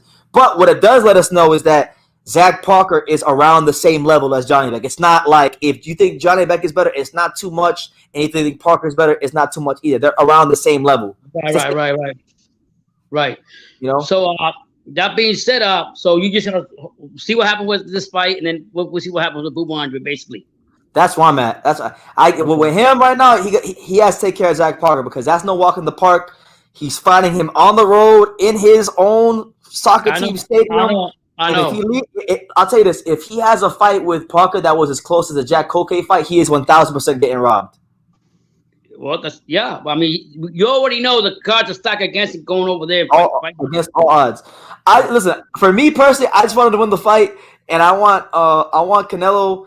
If he beats Bivol, you know, if he decides that he wants to vacate that belt and come back down to 68, he better not do that. Because the minute that happens, I'm gonna sit here and say, you know, you got to fight now. Yeah. I don't care what you said you were gonna do. You know you gotta fight if you want to. You know. Yeah, I mean, but then again, he also has an option. He might say, let's say he does beat Bivol, he does beat Golovkin, then he wants to go back and fight Beaterib or whatever. You don't know. He ain't doing that. You don't think so? No, he ain't doing that. He ain't doing that. If I'll tell you this, if Golovkin beat Murata, they're gonna work out something. No, if Murata beats Golovkin. Escribiendo la historia, Japan edition. They're gonna work out. They're gonna work out a catchweight deal or something to fight Murata. I'll bet the house on that. Yeah. I'll bet the house on it. You know. Wow. So, you know. But shout out to all 21 of you. Drop your comments down below. Subscribe if you're new to the channel. Super chat, all that stuff. We here. H Money says, BT, don't worry about it, bro. Demetrius Andrade is going to beat up Zach Parker. I hope so, man. But like, Zach Parker is not a bum. Like, Zach Parker can actually fight. He's 27 years old. He's young. He's bigger. It's Andrade's first fight in a weight class. He's going on the road. There's a lot of things. There's a lot of factors here, champ.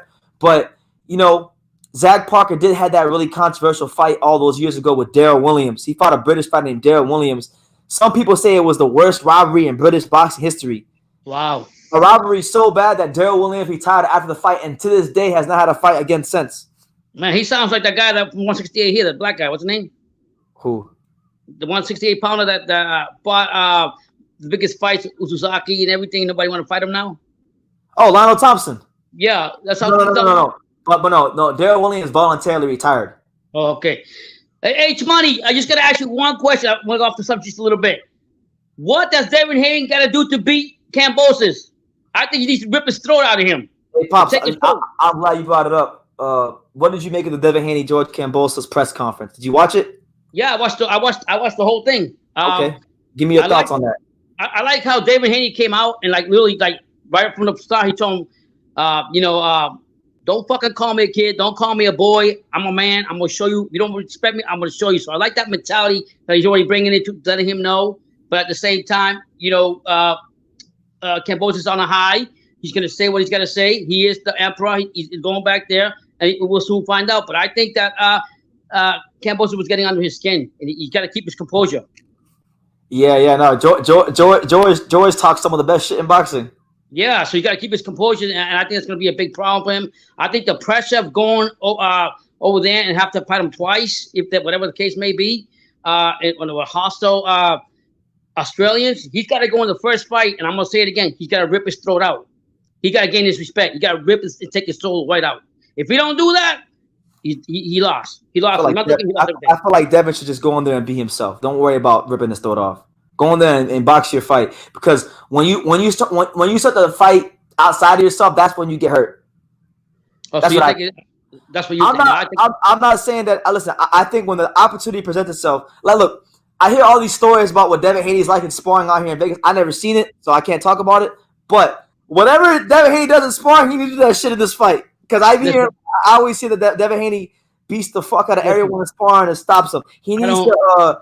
I think the key for him in this fight is to really establish that jab as early as possible. And when you get in that pocket, like, you sit down in that pocket and you abuse George at every chance you have. Like, look, I know I've said critical things about Devin in the past, but listen, he's an American like me. I want the belts to come home. I want the belts to come home to the USA. If we're gonna have an undisputed, unquestionable, undisputed lightweight champion, the first one since Pernell Whitaker, then I would like it to be an American. So I'm going for Dev. And plus, it's been really like going to these fights, Pops. Like, I went to Cholatito versus Martinez in San Diego, and Devin Haney got such a disgusting boo from the crowd for no reason. Like, I don't understand why they were booing him. Like, he got the most harshest boo of anybody that was shown on the screen or fought that night. And it really, I don't know why. For some reason that night, it just really left a sour taste in my mouth. So kind of since that night, I've been saying, like, it robbed you wrong. Yeah, man. Like, look, and the thing is, I met Devin a couple times. He's not a bad person. He's not a bad kid. And now that he's actually went ahead and he signed the contract, like, you can't, like, to me at this point, like, I've been critical of Devin in the past, but if you're still hating on Devin at this point, he's found his balls, and he's letting his nuts hang all the way to his freaking ankles. I mean, how many fighters you know in boxing that would go to another man's backyard? I don't care what the purse is. I don't care what the belt's on the line. How many fighters do you know will fight another man in his backyard twice? Sign a contract and agree to that twice on another company. Yeah, I'm gonna say it like this. Give the kid his props. Give the young man his props. I'm gonna say it like this. And BT, you know me for years, and I've always been cutting up Haney. And one of the things that as I get older and I listen to you more, I become more humble in the sport of boxing and appreciate a young fighter of Haney's caliber, what he's done for boxing, him being a promoter and doing this and doing that. And he's very humble and very respected. But I'm gonna tell you this, like his dad said. This is not our first dance here. We waited 15 years for this time. So my thing is, this is like a one chance or two chance in a lifetime for you to grab all those belts. I have to say, like, I'm going to say it again. you got to go in there and I understand what you're saying. He's staying in his comfort zone and relax and get opportunities there. No, I think for the time that bell rings, he's got to, because already Kambosos is already looking at him, not respecting him already. Okay, he's already calling him a cannibal. So what I'm saying is he's got to go in there and show him right off the bat with a strong jab, a left, a right, whatever, and bring his neck one time and hit him ring his bell a couple times. I know, listen, I might be a boy, but I hit like a man and get his respect. What I will say though about this too, Pops, is I think George is going to be stronger this fight than he was in previous fights. Ever since the Teofimo fight ended, if you just look at what he's been doing in the gym, if you look at like his shoulders, look at his body, he looks stronger. So I'm looking forward to seeing, like, you know, now that because George Kambosos, he has the mentality that he's still the guy that's hunted, but the reality is he's the A side. Now he's not the guy that, you know, now he can't say, I fought on the local show and I'm the underdog and everyone's against me. No. You are looked at to be the guy that should win. You're going to be on home soil. You're going to be a favorite to some, you know, it'll be like a 50-50 fight. I think Devin might be a slight favorite. I don't know what the odds are, but either way, George Kambosos, there's higher expectation of him now. He's fighting with more expectations placed on him now than any time he's ever fought. People really care about George Kambosos and what he does now. So now we're going to see how good he really is, because look, Pops, you know I like Josh Taylor, but let's be real. When Josh Taylor, the whole run to Undisputed, it kind of flew under the radar because he was out there in Scotland, you know, and Regis Prograis, although he's a fantastic fighter, an American, not the biggest name. So even when he became Undisputed, like it was celebrated by the hardcore boxing fans, but it kind of flew under the radar. When he fought Catterall, that was his first fight as the champ, as the undisputed guy, and he even said it himself. The pressure was a lot, and it was very difficult to perform under these circumstances. Now, keep in mind, George is going to have that same pressure on him with 50,000 people in the whole country, 2 countries behind him. So let's see if George can perform under that kind of pressure. Because I don't just think, like, there's pressure on Devin for sure, but I also think there's a lot of pressure on George as well. I'm going to be fair to Joe Kambosos too. I think that he worked all his life to get these belts. I don't think he's going to fold as easy against against David Haney. That's not taking no credit away from David Haney. I just think that Kambosos is those belts. He's not going to give it to him. Like, here you go. I think David Haney's got to go in there like the kid in school, take his fucking lunch, eat in front of him, and then slap him a couple times. That's what he needs to do. David Haney's got to go in there in the first round. If I see David Haney playing tennis, man, he lost the fight. It ain't going to go to no UD. Then I'll burst your bubble early. The first 2 to 3 rounds are going to be a chess match. You think so? Yeah. He's got to go in there. He's a bigger fighter. Because Devin and George, like you can't. George got too much speed for you to just go up in there running up on him like that. You know, the first round or so. Devin gonna take his time. He gonna try to outbox him the first couple rounds. Now maybe like the 4th or 5th round, because I think somewhere in the middle rounds, George is gonna get on that front foot, and George is gonna try to fight Devin.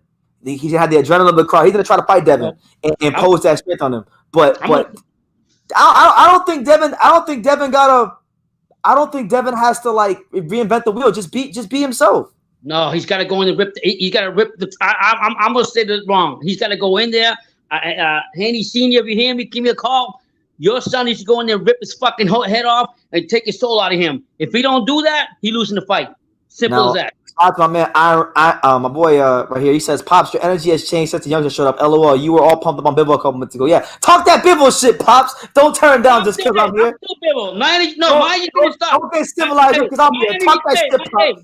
My energy didn't stop. No. You got it wrong. I'm letting my son say his viewpoints. I'm telling you right now that Canelo can get fucking exposed because he's gonna fight a better motion. He can counter jab. He can feint. He can do a lot of shit Canelo can't do. So don't think I lost my energy. And I'm the same energy I bring to him, I'm gonna bring to Devin Haney. He gotta go in there and rip that motherfucker's throat. At the same time, I'm gonna say Kambosos is not gonna give his privilege away.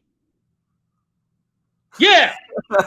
Y'all got Pops turned the fuck. Yeah, how dare you? Hey, I'm just telling you the way it is. I'm telling you, I'm putting a light on Bivol because motherfucking Bivol's gonna show you guys out. If that motherfucker comes in with a high guard and walk that Bivol to the corner and go around, he ain't gonna win the fucking fight. He only gonna win because it's corruption, puñeta. How dare you fix your lips and test his Pops' energy? Pops the most gangster motherfucker on the white TVC. We just having fun. Hey, I don't change my energy. Don't get it twisted, but I gotta give respect to my son because he's the man with the knowledge. Okay, I'm gonna tell you my energy don't change for shit. If me and you go in a fight and I meet you outside and I beat your ass, or you beat my ass, my energy's still gonna come back to try to beat your ass again. Motherfucking Devin Haney gotta go there and rip the motherfucker's ass off for the USA. That's right. I'm telling you, it ain't gonna be easy. Both ain't giving up easy, but I'm telling you. I agree with Boxing Gems. He says Haney just needs to be Haney. If the same Haney shows up from the Linares fight, is Haney by UD. I don't know about that one. I mean, he was relatively apart from the one instance scenario where he got caught with I think it was left hook where he was wobbling to the corner. I don't think Devin can take those kind of shots against George. I think George is a little bit faster than Linares at this point in his career. I think George is actually one of the few fighters in boxing that when he wins a world title, he will actually become a better fighter because, this is a guy that has ridiculous self-belief to the point where it sounds like delusion. So, we'll see. Shout out to my man Charlie back home in Dangit Beach. He says, call the EMT. That's right. God bless you, Charlie. I got to be honest, Pops. Every time I see you start going off, every time I start seeing you going off like that, I get worried I might have to get on the plane immediately. Yeah, I got right there. My wife comes in here running, told me to calm down. I got my phone right here in advance to call the emergency room. I will. I know. I got it. My wife already telling me to be quiet. Yeah. Okay. Yeah, it's just a passion. Brenda said hi. She says hi to you. Yeah, I'm just passionate about it. I think that like I said, I just want to. If Haney's going to succeed, just as much pressure is on Kambosos fighting behind his crowd there. He's got to win convincingly. I just think that he's been a young fighter. You say keep his composure, but he's going to a place where he's never been before. You're going to a different place. This is not the USA where he's fighting here in the USA. He's going to fight a rowdy crowd in the Australians and Greece people that are not going to back down. He's got to go in there like him against the Groman. I'm gonna quote one of Devin Haney's assistant coaches, Ben Davison. All right, now pressure, it could either be your best friend or it can create a diamond. Okay, what the fuck is what's that damn diamond shit got to come from? What's that? That's what Ben. If you go look at Ben Davison, that's what he says every fight week for no matter who he's training. Yeah. Okay. The bottom line is, I just think you're right. I agree with when you said that it's going to be a lot of pressure on Kambosos. I'm not saying that. I'm just saying he ain't giving his free lunch easy to Devin. Devin's got to take it from the big boy. The bully right there. The bully right here in this fight is going to be Kambosos. He's the champion. Okay. He's the champion. Kambosos.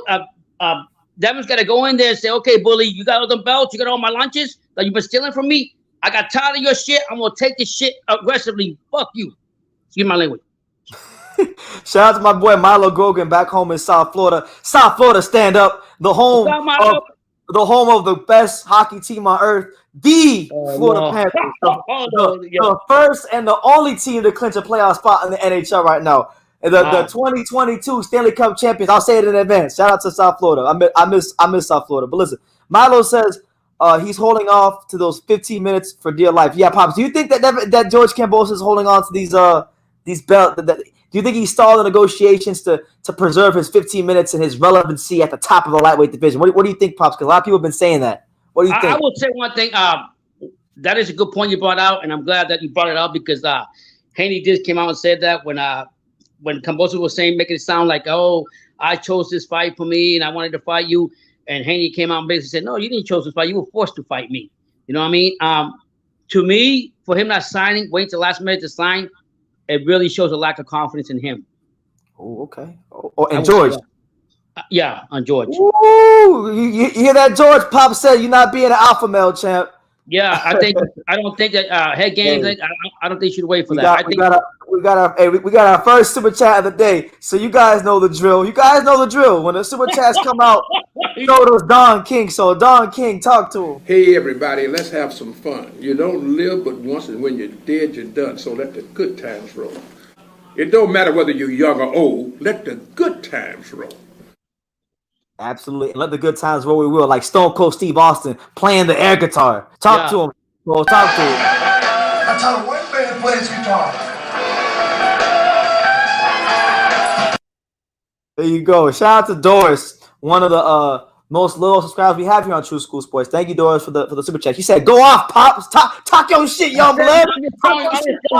I think in Haney's case, like I said, the bully's been taking my lunch all this time at school throughout the whole year, and now it's my time on the last day to show him who the man is. I think for me, and let's get it right. And I gotta give credit to David Haney. He knows how to hold his composure. He's very patient, very professional what he does. So I like that about him. I just want to see him go in there, and because, like you said, it's the pressure on Kambosos, but he's got to shut that crowd down. He's got to. Yeah, no, absolutely. We appreciate you, Doris. Yeah, Thank you, Doris. God bless. He's gonna keep going off because Pops, man, Pops be talking cash. Yeah, and I'm crazy and whatever. I might make. I just passionate. That's it. Passionate. Yeah. Hey, you know what? I made a video about this. I haven't posted it yet, but I made like today, yesterday and today combined. I made like 14 videos, and Amen. they'll be coming out. But I made a video today because Shakur Stevenson and Devin were like the two young talents in American boxing. Yo, I see that. Yeah. Two of the youngest talents. They're now both on the same side of the street, and obviously there's a lot of speculation that Devin, if he beats George twice, which is gonna be a very big ask, but in the event that he does, right, Pops, do you think instead of Lomachenko, Bob Arum might try to make Devin Haney versus Shakur Stevenson at 135? I'll put it to you this way: if Devin Haney goes in and bring those belts back home, yeah. Okay, yeah, because I've always wanted to see that. If David doesn't fulfill his commission here and do it twice, I think Lomachenko will get the fight. Okay. Well, look, Pops, we got another super chat from my man Ass Man. So shout out to Ass Man. You know the drill. Hey everybody, let's have some fun. You don't live but once, and when you're dead, you're done. So let the good times roll. It don't matter whether you're young or old. Let the good times roll. Let the good times roll, like my main man, 50 grand, the big bad booty daddy. Do the bump and grind. And it's only a matter of time because he called me the big bad booty daddy. Have it. Scott Steiner makes his first appearance of the month here on True School Sports. He says, "Tell him, Pops, talk your shit, young blood. Talk to him, Pops." I want. Isn't Devin from Oakland? Is Devin from Oakland? No, Devin's really from San Francisco. Okay, whatever he came from. Let me tell you. If I want Devin's gonna come out here, and he's gonna I'm gonna say it again. Haney Senior, give me a call, and I will tell you to your face, I love you guys. I want you to go in there. If you want these belts, I don't know if your son was ever bullied in high school. I'll tell you one story. One time, when they came up to me when he was in school, and he told me somebody did something to him in the lunchroom. I said, "You go back there, you beat the fuck out of them." And he said, "Dad, what was gonna happen?" I said, "It's gonna be two motherfucking punches. You hitting that motherfucker, and he going down. And if they call me, it's okay." That's what I want Devin Haney to do if you're gonna take for Kambosos. Kambosos on a high right now.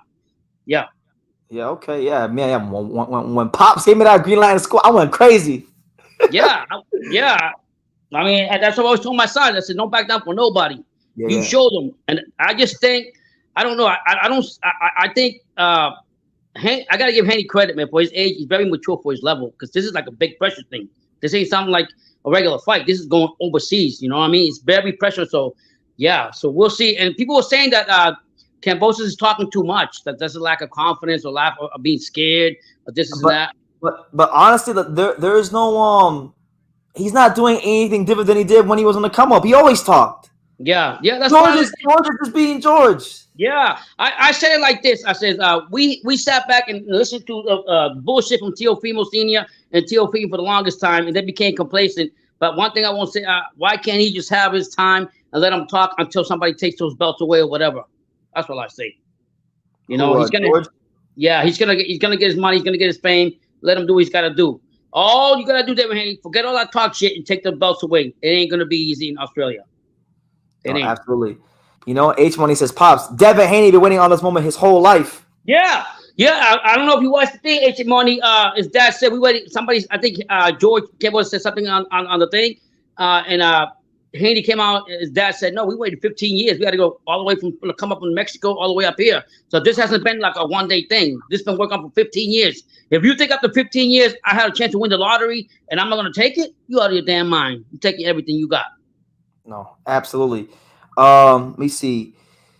Oh yeah, I wanted to give a shout out to my guy, Rebel Life Boxing. Make sure you guys go check him out and go give him a subscribe. He says, "Salute to True School and Pops. I see you grinding, bro. We doing our best, champ. Yeah, thank you. I appreciate being appreciated. But yeah, man. Listen, for me, Pops, there's no fight in boxing I'm more excited about right now. There's 3 fights in boxing I'm really excited about. I'm gonna tell you what they are. Shields and Marshall. No, that too. But no, that's going to. But Cambosos Haney, Andrade versus Parker, and whenever Rashidi Ellis is back on my TV screen, I don't care who he fights. I'm just happy. There's been a lot of comments on that, Brendan. You can talk about him. Yeah, well, do you not know what happened? Yeah, he signed with PBC, got the fuck out of Golden Boy. Thank God. Absolutely, thank God. The good Lord has answered our prayers. I might say one bad thing about Spence, but one thing I'm not gonna say about him. And this is my own opinion. I don't know against nobody. Golden Boy don't know how to treat the right fighters because of whatever case. We all bleed red. I'll say it for Pops. You know, Golden Boy don't treat anybody who's not Mexican that well. You know? You're not a Mexican fighter, they're not gonna treat you well. You know, and Rashidi Ellis is great evidence of that. Yeah. Do you think Al Heyman's gonna use him right away? Put him in good fights? Man, I'm looking very forward to seeing Rashidi Ellis versus Mario Barrios. Don't get me going on that. And you know it already, though. Yo, but all jokes aside, that might be one of his first fights. You know who I want to see him with? Believe it or not, you think I'm crazy? And you probably said that you're retarded. I would like to see him go fight Conor Benn and beat the shit out of Conor Benn and humble him. Man, I just got done doing a video about that. That was literally the last video I got done making before I came on here. Eddie Hearn ain't making no damn Rashidi Ellis versus Conor Benn fight. He won't even put Conor Benn in there with Michael McKinson. Yeah, and you seen David Anishi won yesterday or the other day. He won his fight again. He was fighting. He won again at Venetian. You know. Yeah, but Eddie Hearn and Ben, they were over there criticizing his opponent, Metz, the dude Metz he fought. They said, "Oh, could you imagine, if Conor Benn fought Metz?" I'm like, bro. Who cares? Just fight someone who's actually a 47-pounder. Hey, what do you think about I think it's funny. Cal Brooks said, "Give me 10 million, I'll fight you." You check that up real quick. Yeah, I like that. So, so who do you expect Rashidi Ellis to fight first, Brendan? Who you said? I just told you, Mario Barrios. Brendan, do not bring that guy around me, okay? And if you don't. How do you feel about Mario Barrios, Todd? Tell me how you feel about Mario Barrios. And why is that not a good opponent for Rashidi Ellis? I mean, he's been on pay-per-view twice. He's known. He's a winnable fight. You know, listen, man. Mario Barrios is smart. I give him that. He's gonna make his money. He's been making his money the last couple of fights. But you know what? He ain't no warrior. Fuck that warrior. He don't do shit. He going in no fight. He just said, "Oh, when they ask you who won the fight, oh, I just wanted to fight. It was a good fight." No, motherfucker, you lost. Pops, calm down, Pops, calm down. You got a bad heart. You got a bad heart, Pops. I don't respect you, and unfortunately, you have my same birthday. May 18th. Stand up. No, no, I just don't like. I don't like a fighter that goes in there, loses, and say I fought a good fight. No, sorry. What's wrong with that? What if he knew? What if he knew that he gave his best effort, but he just fell a little short? No. Come on, 3 times? No. Don't get me. No. He only fell short twice. How you gonna say that? I don't like Mario. He don't do jack. How can you not like Mario? He's a Taurus like you, man. I'm cut from a different cloth though. He ain't me. No, you're not. You both born on the same day. You both a Taurus. How you say you're gonna get beat down? Taurus energy. How you say you're gonna get beat down and say, "Oh, that's like me getting beat up by somebody coming through the house, Brendan, I got my butt beat," and you tell me, "Dad, go ahead and beat his ass." Oh no, I fought a good fight. Come on, man. Hey, Pop, you should also say, I was so happy to share the house with him, just to share the ring with him. Man, yeah, he said that. Like when I said, what is wrong with these fighters these days? You got Caleb Plant having a conversation with Canelo while he's fighting, and then you got this guy right here that I got beat. I mean, I'm glad you got Money in the Bank. I got beat. I fought a good fight. No, you didn't. You didn't win the fight. So Is it not possible to fight a good fight but lose? I mean, Brandon, he didn't do what he didn't go. Did Nonito Donaire fight a good fight against Inoue when he lost? I thought he fought a good fight. That's why they're fighting again, because he ain't happy with that shit. I told him, get your ass back in there and fight him again. That's what I told him, straight up. So, Pops, yeah, get back in there. The matchmaker of boxing, Pops. Yeah, no, I just think I don't like fighters that make like say they fought a good fight and they lost. That don't make to me that's not the goal. That's not the goal for me. You to me he's like a gatekeeper. Okay. I know what you're trying to say. I feel like you're trying to say he was a little bit too happy after he lost against Thurman. Yeah, like who does that? Like please. But I'm glad they shut up the hype with Conor Ben. I'm glad he's going his own way because they have him too much. Eddie Hearns, but they're saying Eddie Hearns has no more fighters in this stable that actually good besides Canelo and him and Ben. They're trying to make a name out of Ben. I mean, Ben could fight Michael McKinson. He's British. He undefeated. He's ranked. He won't. But Rashidi versus Ellis. I mean, I love that fight. I mean, look, I just said it in my video about Rashidi Ellis. Like, we talk about the Virgil Ortiz. We talk about the Jaron Ennis's, but Rashidi Ellis should have always been mentioned up there with those guys. The only reason he wasn't mentioned was because he wasn't active. It was a case of out of sight, out of mind. So now that he has PBC behind him, they're gonna have a lot of options for him. They're gonna have no shortage of options. Make it happen. You know, give me Rashidi Ellis versus Paul Crow. Give me Rashidi Ellis versus Boots Ennis. Give me Rashidi Ellis versus a couple guys. Exactly. Boxing Gym is telling you the truth. Rashidi has been on the shelf for a long time, so he's going to need a bit of a softer touch. Yeah, I'm going to ask you about that. What is he? Late 20s, late 30s in his prime, or what is he? I'm going to say he's like in his late 20s, maybe like early. So he still got time to have good fights at his age. Then, to be honest with you, I really don't even know his actual age. I think he might be 31, 30, something like that. But you know where he's from? Lynn is he's 28. He's 28. He's at a great age. You know where he's from, right? Lynn, the city of sin. You never come out the way you came in. Lynn, Massachusetts. Yeah, everyone from Lynn, Massachusetts can fight. Damn. Yeah, God bless him. I just I don't like to see in any promotional company. I don't like to see the guy just sitting on the shelf. To be honest. Now H Money's asking the questions. He says, "BT, what do you think about Rashidi Ellis versus Josecito Lopez? That's the ideal first fight. Josecito, I believe, I could be wrong, but I'm pretty sure he's fighting on the Lubin. He's either fighting on Spence Ugas or Lubin Fundora because I had just seen his name on one of the cards. It was on the – yeah, listen, I'll tell you this. I think Rashidi Ellis' first fight, whenever, have him fight the winner of Josecito Lopez versus Cody Crowley. That's a good fight. Oh, wow. That's your favorite fighter too, Cody Crowley, right? You know one of your favorite fighters? No. Well, no, Ryan Carl. Okay, I'm confused. The Cowboy. The Cowboy. Yeah. Okay, God forbid they put the Cowboy in there. That'd be sad. I don't want to see that. I think by him going to Al Heyman, to be honest, I might talk bad about Al Heyman, but I think he's going to move him right and swiftly. Yeah. Now, one SSS is bringing up a great point. He says, it's so disgusting that the Mexican fans keep saying that it's Rashidi Ellis' fault for not fighting because the Golden Boy was offering fighters and he was turning them down. Yeah, but they never tell you. One thing they never tell you in boxing is what were the terms? What was the money? Yeah. And okay. People were saying... Hold on. People were saying he turned down Virgil. Okay. How come he couldn't get a Blair Cobbs fight? How come he couldn't fight Raul Cordial? How come he couldn't fight one of the other 4 to 5 welterweights in the Golden Boy stable? Why couldn't he get the Alex Martin fight when they signed Alex Martin before Michael McKinson did? They did. I want you to think about this, Pops. Golden Boy did more for Michael McKinson, who's not even a Golden Boy fighter, than they did for Rashidi Ellis, who was signed to them.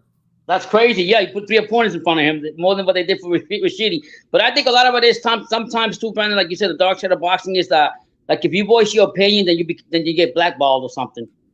Or if you beat a fighter that they had high hopes for and plans for, they get out of spite to put you on the shelf, or they'll starve you out of opportunities.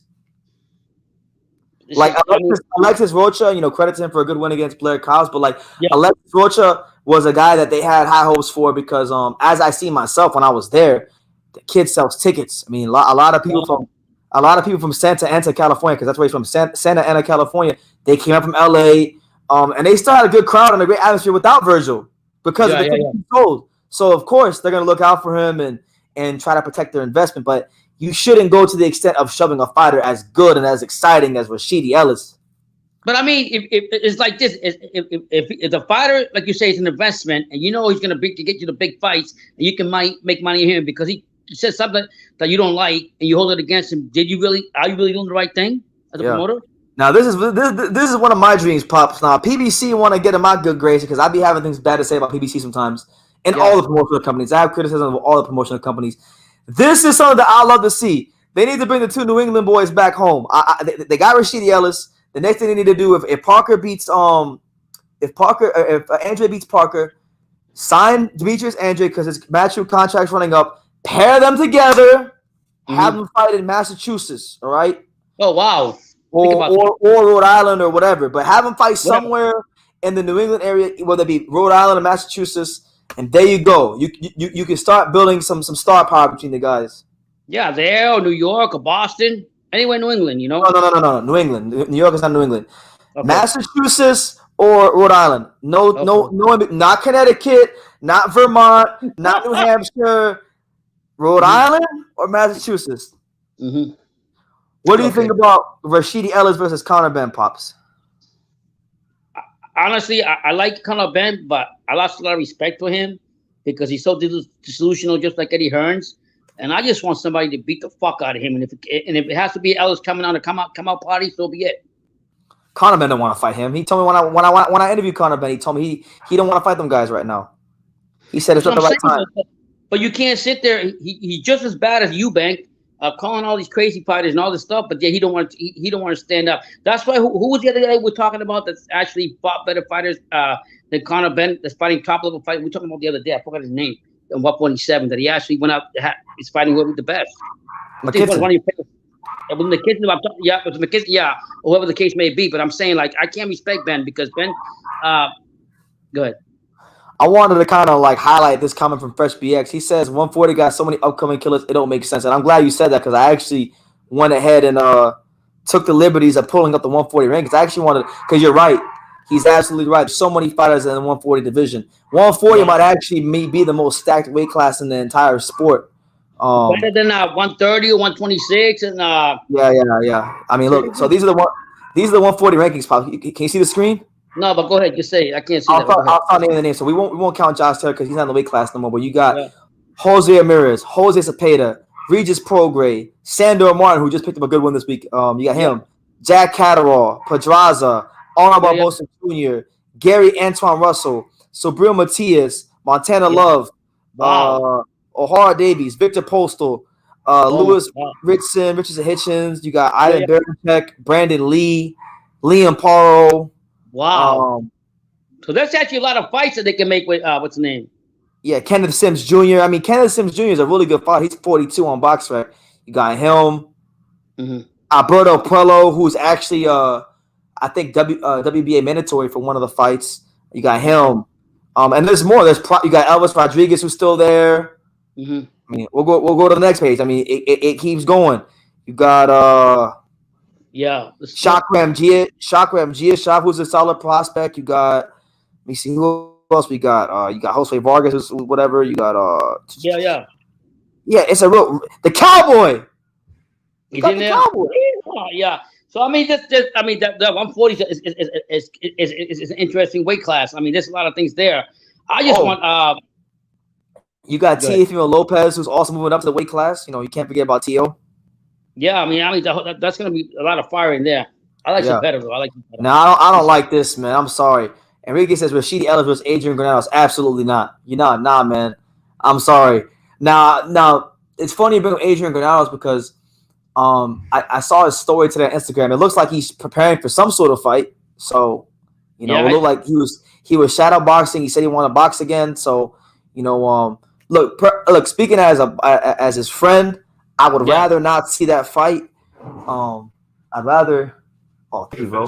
I'm not finishing him. Thank you, bro. Yep. Thank you. Shout out to my guy with the Dippin' Dots. What's up, what's going on, Sean? My boy Sean Zattel with the Dippin' Dots. Hold on. What's up, True School family? Oh, what's up, now? What's up, Nelson Pops? What's up, Pops? How you doing? You and your son and your wife. God bless. Thank you, brother. Just wanted to say what's up, man. Yeah, take it easy, man. When everything got you breathe, take it easy. It'll be all right. God bless. Yeah, there you go. God bless. There you have it. You know I love you and your son, man. Absolutely. Love you too, man. That's my guy. For those that don't know, that's the Dundada of Box Media. That's Sean Tell, man. That's Fight Hype.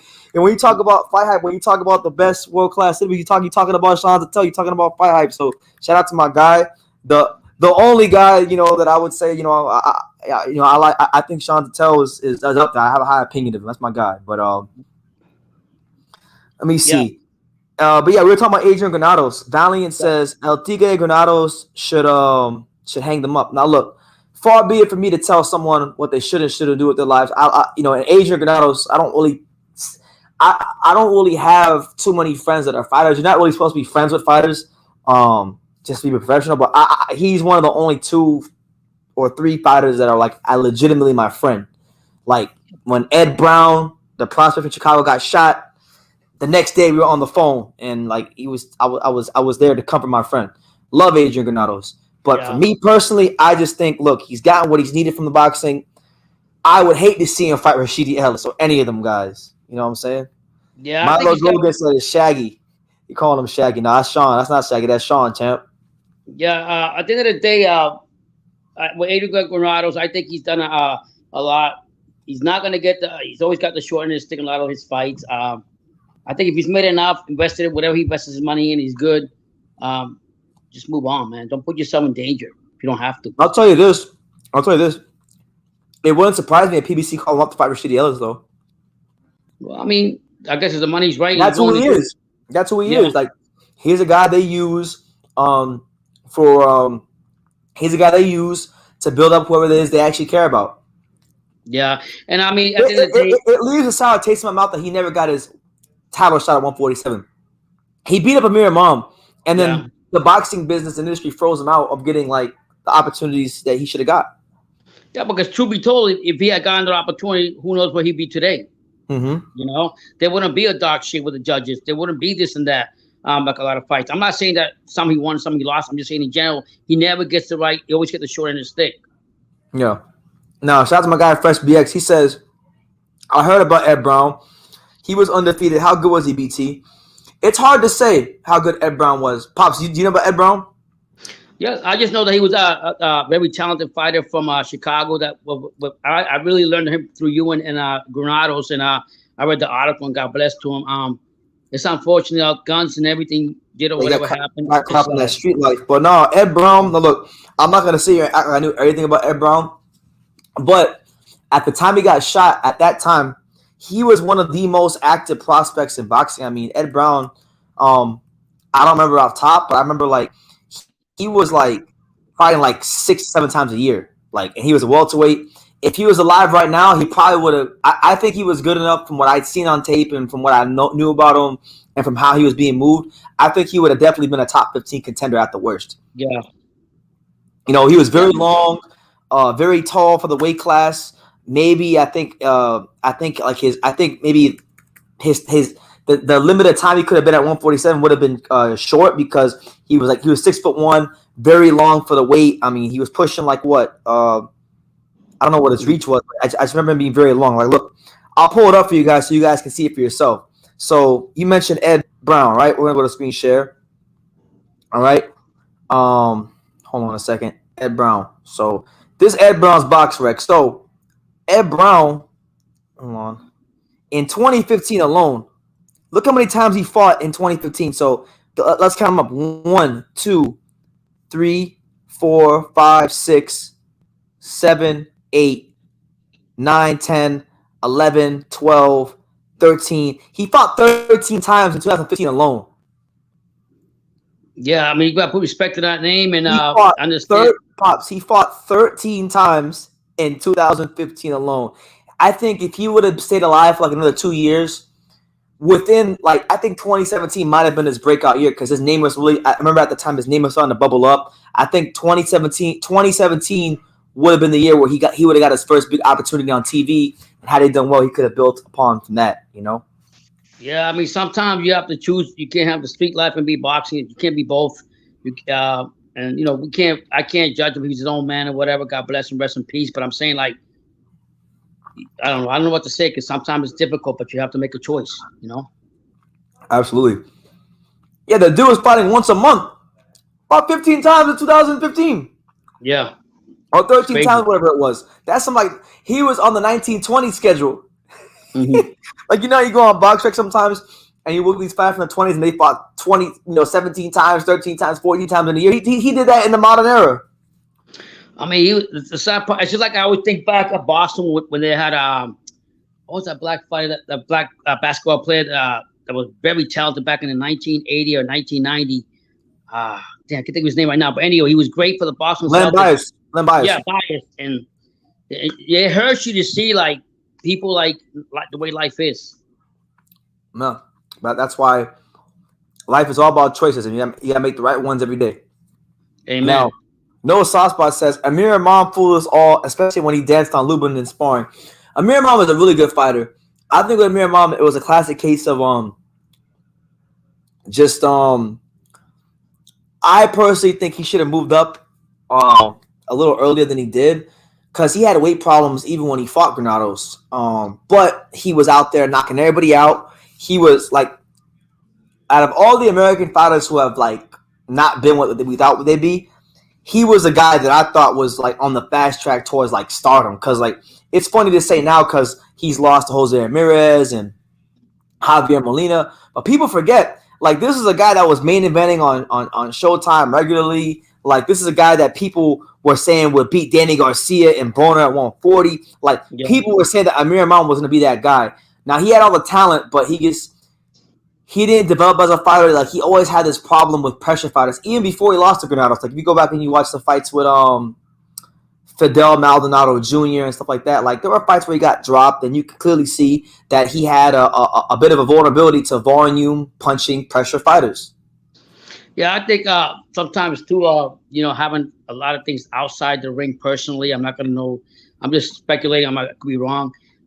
Could affect you inside the ring. So sometimes the company you with, sometimes the dealing with personal issues outside the ring, can also affect you as a fighter inside. Got to have a balance between two, even though we know life is not nobody has a perfect life. No, absolutely. I still can't believe that Ed Brown fought this many times in 1 year. My mind still. Now, granted, he didn't fight nobody good, but man, pretty much everybody he fought, with the exception of like one random Argentinian dude and some other guy with like 6 fights. Like he had like 11 knockouts in 1 year. Well, you gotta look at it like this. What's funny about life is sometimes when things are turning your way, things are going right, you just never know when your ticket needs to be punched in. You got to go to home to heaven. So. Mm-hmm. And that's unfortunate. People need to learn from that. Boxers need to learn from that. We all need to learn that we can't take life, every day. Take it for granted. Yeah, take it for a blessing because you don't know tomorrow. Absolutely. I remember when Angel Garcia was happy that Amir Imam lost. I remember that too. Danny Garcia and Angel Garcia were happy when he lost. Are you serious? Why they were supposed to fight him or something, or mandatory or something? Yeah. So let me see. Yeah, Postal was. Yeah. Him and Postal were supposed to fight for one of the vacant titles, but he lost. He lost to Granados, so that ruined everything. But at the time, before he lost to Granados, Danny Garcia versus Amir Imam was a fight that was being talked about a lot in boxing circles, like the boxing community and stuff. Yeah. Honestly, Granados, I think, was just the wrong style for Amir Imam. I think if Amir Imam would have fought Danny, he would have knocked him out. That would have been the guy. It would have knocked him out cold. But Danny had power. I think Danny would be more powerful. You don't think so? At 140, I mean, maybe he would have beat him, but like, man, Danny Garcia. If you look at like the guys that like Victor Postal was a guy that I don't know if you know this, Pops. You know Victor Postal was one of Danny Garcia's mandatory. I don't know if you know that. No, I didn't know that. Yeah, Victor Postal was Danny Garcia's mandatory, and he paid Victor Postal like $1.5 million set aside money so he can go fight Lamont Peterson. Well, do you think that was the right choice for him or no? At the time, it was justified because Victor Postal wasn't really a name. Victor Postal hadn't beat Matisse yet. Victor Postal wasn't like he wasn't Victor. He wasn't like the Victor, like he wasn't the way we talk about him now. He was a good fighter. He was a good upcoming fighter, but the bigger name was Peterson, so that's why he didn't fight him. But I don't know, man. I would have liked to see Amir Imam before the Granados lost fight Danny. I think Danny probably could have sparked him out of there with one of those big ass overhand rights because he did have that power and he's at 140, which is the weight he was his best at. Mm-hmm. But it's just one of those what ifs. Speaking about Danny Garcia, do you think he's going to box again or get 1 to 154? What do you think about? Are he just semi-retired or what? Man, he's all over the place. First, he's talking about going to 54. Then we're hearing about him fighting Kell Brook. Now he himself is talking about fighting Crawford. So who knows? Who knows what's going on with DSG? Truthfully, at this point, I think he's just going through the motions.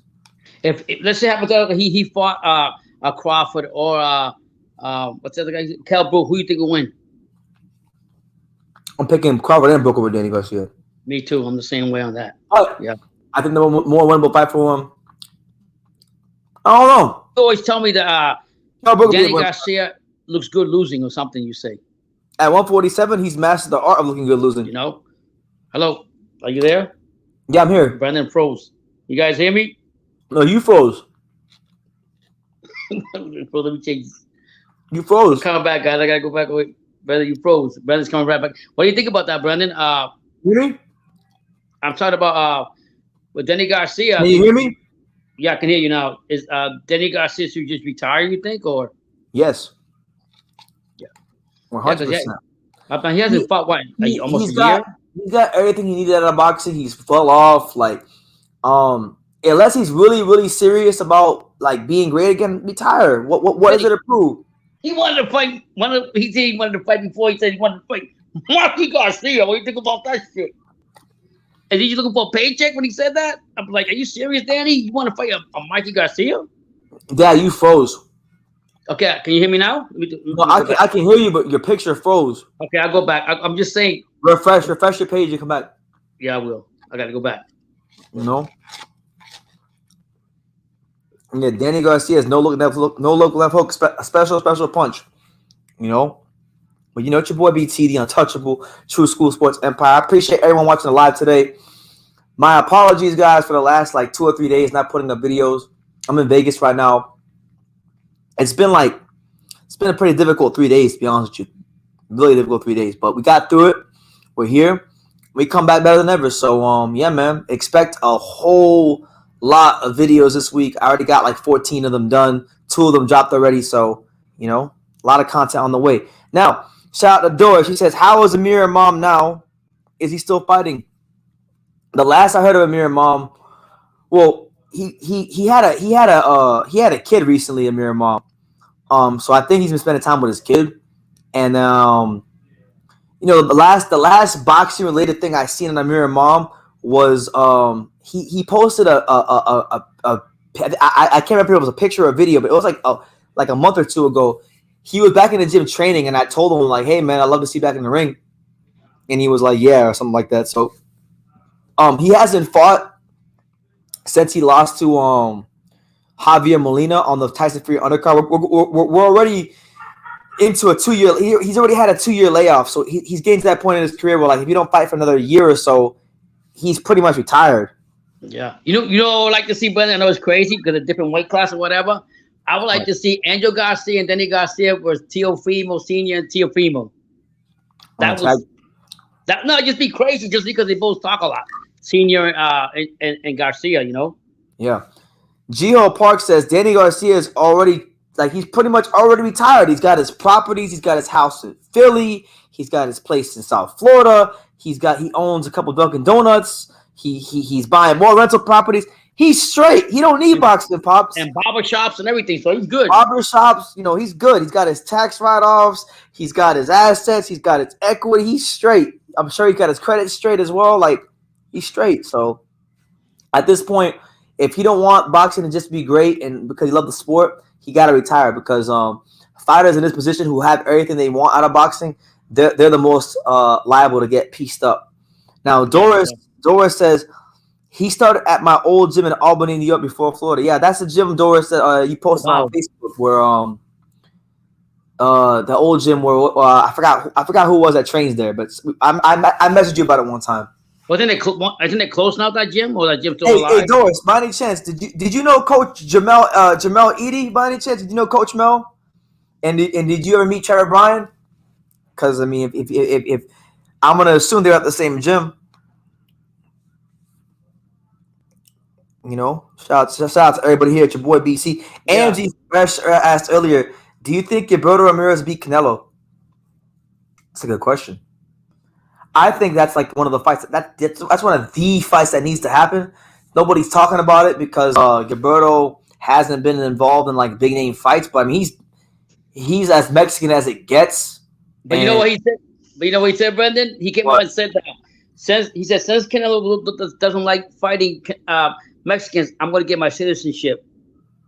For what? Become American, then fight him. He don't fight those either. No, but I'm just saying, like, but because of the Canelo saying I don't fight no Mexican fighter, he said I'll get my American citizenship and then I'll fight you. He don't fight those that often either. Yeah, I think. If Zotto really wants to fight, you know what he need to do, Pops? He need to get his British citizenship. That's what he needs. Okay, he get that, and Canelo will come banging down the door to fight him. I promise you. Well, I think Ramirez really wants to fight. He wants to fight Bivol. He really does. Now, Pops, let me ask you a question. Now that you've done some more film study on Bivol and you're on Team Bivol, you know, what do you think about? Because you know I've been saying that the fight that I really wanted to see in boxing the most was Bivol versus Zotto. What do you think about that fight now? I like Bivol, but I think Zotto will overpower him. Man, so you talked all that Bivol shit. You were turning up the whole lot about Bivol, and when push came to shove, you want to pick Zotto. Man, disappointing. I just think I just think that Zotto Ramirez doesn't get enough exposure. You know what I'm saying? And I think that it's weird as hell for being a Mexican fighter. He don't really get that much exposure. No, he doesn't. So that's what I'm saying. For being a Mexican fighter who signed to a Mexican, I mean, I know he was a top ranker first, but now he's with Golden Boy. He's been with two of the biggest promotional companies in boxing. He's a Mexican fighter who knocks people out a lot. Like, I don't know how he's not getting more exposure. Yeah, I don't know why. I mean, did Bivol and him have like a beef or something, or he just wants to fight him for whatever? What happened was supposedly there was negotiations for a fight that took place a couple times, and Bivol, according to Zotto, Bivol made it very difficult and wouldn't accept the fight. That's what he says. He says Bivol ducked him. So basically, it's money. That's what I always say. Yeah, it comes to money. No matter how these. That's why I'm kind of I'm happy about Bivol versus Canelo, but I'm a bit I'm not as excited about it as I would be if Bivol and Zotto would have fought each other and then they would have fought Canelo, because I feel like they got some unfinished business. Well, as a consolation prize, if, whatever happens in this fight, will you still like to see Bivol fight Zotto? Absolutely. There's no reason I wouldn't. What is Ramirez ranking in the 175 or whatever 168? What do you rank? I know he's up there. You know, someone had mentioned earlier in the comments that Bivol should fight Benavidez. That was a fight that Benavidez was actually looking into a couple years ago. Benavidez was actually looking at leaving PBC and going to top rank a couple years ago to fight Zotto, but then that didn't pan out. So listen, man, it was what it was. But Pops, as far as Zotto's rankings, he's ranked number 2 in the WBA, number 2 in the WBO, number 4 in the IBF, and he's somehow not ranked in the WBC. How is he not ranked in the WBC? He's Mexican and he's good. That makes no sense. He's Mexican. He's good. You know what's crazy, Pops? They have guys ranked in the WBC at light heavyweight that he's already knocked out. Like they have Sullivan Barrera ranked. I don't know, man. Fuck? Yeah. I think he don't get the respect he deserves too. I think he don't get the exposure. I'm gonna put it like that. But I think that I would love to see him fight Bivol, just get whatever beef to get out the way, and he keeps going on. I see. Eventually, you know what his goal is to be 50-0. You know that, right? Of course. So, I mean, I like him. I think he's very humble. I think he go in and fight. Who's he fighting next? Is he even? What I just said about David Benavidez came back to my mind now is I don't want to talk about any fight with David Benavidez because of the manager. As long as David Benavidez could call President Trump, President Obama. He can call whoever he wants to. But as long as he got that manager, I just feel that he's not going to get the fights that he deserves. Why hate him on my man Benavidez? I like Benavidez. I like to see him fight Canelo. But I just think that Lukowicz, whatever his name is, he's full of shit. Yeah. Absolutely. Yeah. So but I mean, he's like no doubt he's got to be a sleeper in his weight class. He's got to be, even though he's ranked or whatever, he's got to be a sleeper. Nobody's giving him credit. He's signed with PBC or is he with Golden Boy? Who? Zotto? Yeah. Golden Boy. Okay. So De La Hoya's not doing shit for him. Like he's up Ryan Garcia's crotch, but not Zotto. I think he's trying, man. Zotto's not exactly the guy that I think people are willing to fight in either way. Because Zotto beat some good fighters. Zotto's beat Vlasov. He beat Jesse Hart twice. He beat he beat not Joe Smith. He beat hold on, I'm tripping. He beat Arthur Abraham. He beat Maxime Vlasov, who was a good fighter. He beat Jesse Hart twice. He's beat Angulo. He beat Angulo. Angulo was undefeated. Right. He beat, let me see. I'm gonna look through his resume. He beat Uniesky Gonzalez's last fight. He beat Sullivan Barrera. Right. So he's beating good fighters. I was gonna say something. I lost my train of thought. I was gonna say because we were talking too long, but it'll come back to me. But we'll see what happens with him. I think that we won't know. Golden Boy they just promote who they want to promote. I don't know what's wrong with this guy. And his wife was girlfriend, man. She's a big model or some shit. She's crazy. But I mean, then again, De La Hoya's crazy anyways. Yeah, no, absolutely. And I feel, Brendan, one thing I see about Ryan Garcia, he's gonna get knocked the fuck out because he keeps that left hand low, and somebody's there to counter punch it with the right and hit him. I'm telling you, I see it every time. I don't see why Goosen's not trying to correct that. He's gonna get knocked the fuck out with that. Because he's low, he keeps his hand low. He doesn't bring it up to protect himself, and that's how he got countered twice by Campbell. And if he fights somebody else in a different level, he's gonna get knocked out again with the right. That's how you feel? Yeah, that's what I watch it all the time. He does everything the same way. Well, I understand repetition, but you got to correct that. If your hand is low, right, and that's how he fights, and he says he comes up and he does whatever, like a Joe Louis or whatever he was saying in his interviews. But my point is, you got a good fighter in there, like Campbell did to you with the counter you with the right, and you keep that. You haven't not learned to adjust that. You're gonna have problems. Absolutely. You know, that's hey, my opinion. Pops, I'm on the live soon. You'll end it. Okay. You want to end it? Okay. I mean, unless you want to keep going, it'll be like normally it's 2 hours, and then make it 2 hours. Okay, no, I'm good. Today's Sunday, tomorrow's another day. That's what I'm saying. You got to recharge, man. That's what I mean. Pops put it in that overtime on a Sunday. I said, man, okay. Well, I didn't do it Saturday. I mean, you think we got overtime? Remember how you put that 12-hour thing? Boxing Jazz was on for like almost 8 hours the other night. Yeah, I believe it.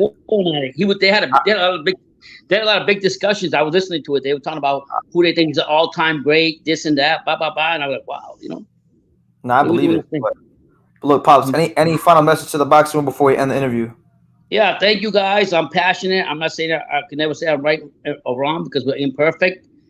Blessings to everybody. Blessings to you and Sean, everybody, and thank you for keep supporting us. We'll be all right. That's it. Thank you. And all I can tell you guys is just keep supporting the channel. Keep just being here and making our lives great because you guys make the lives great. And more content on the way. That's all I gotta say. Keep supporting True School Sports.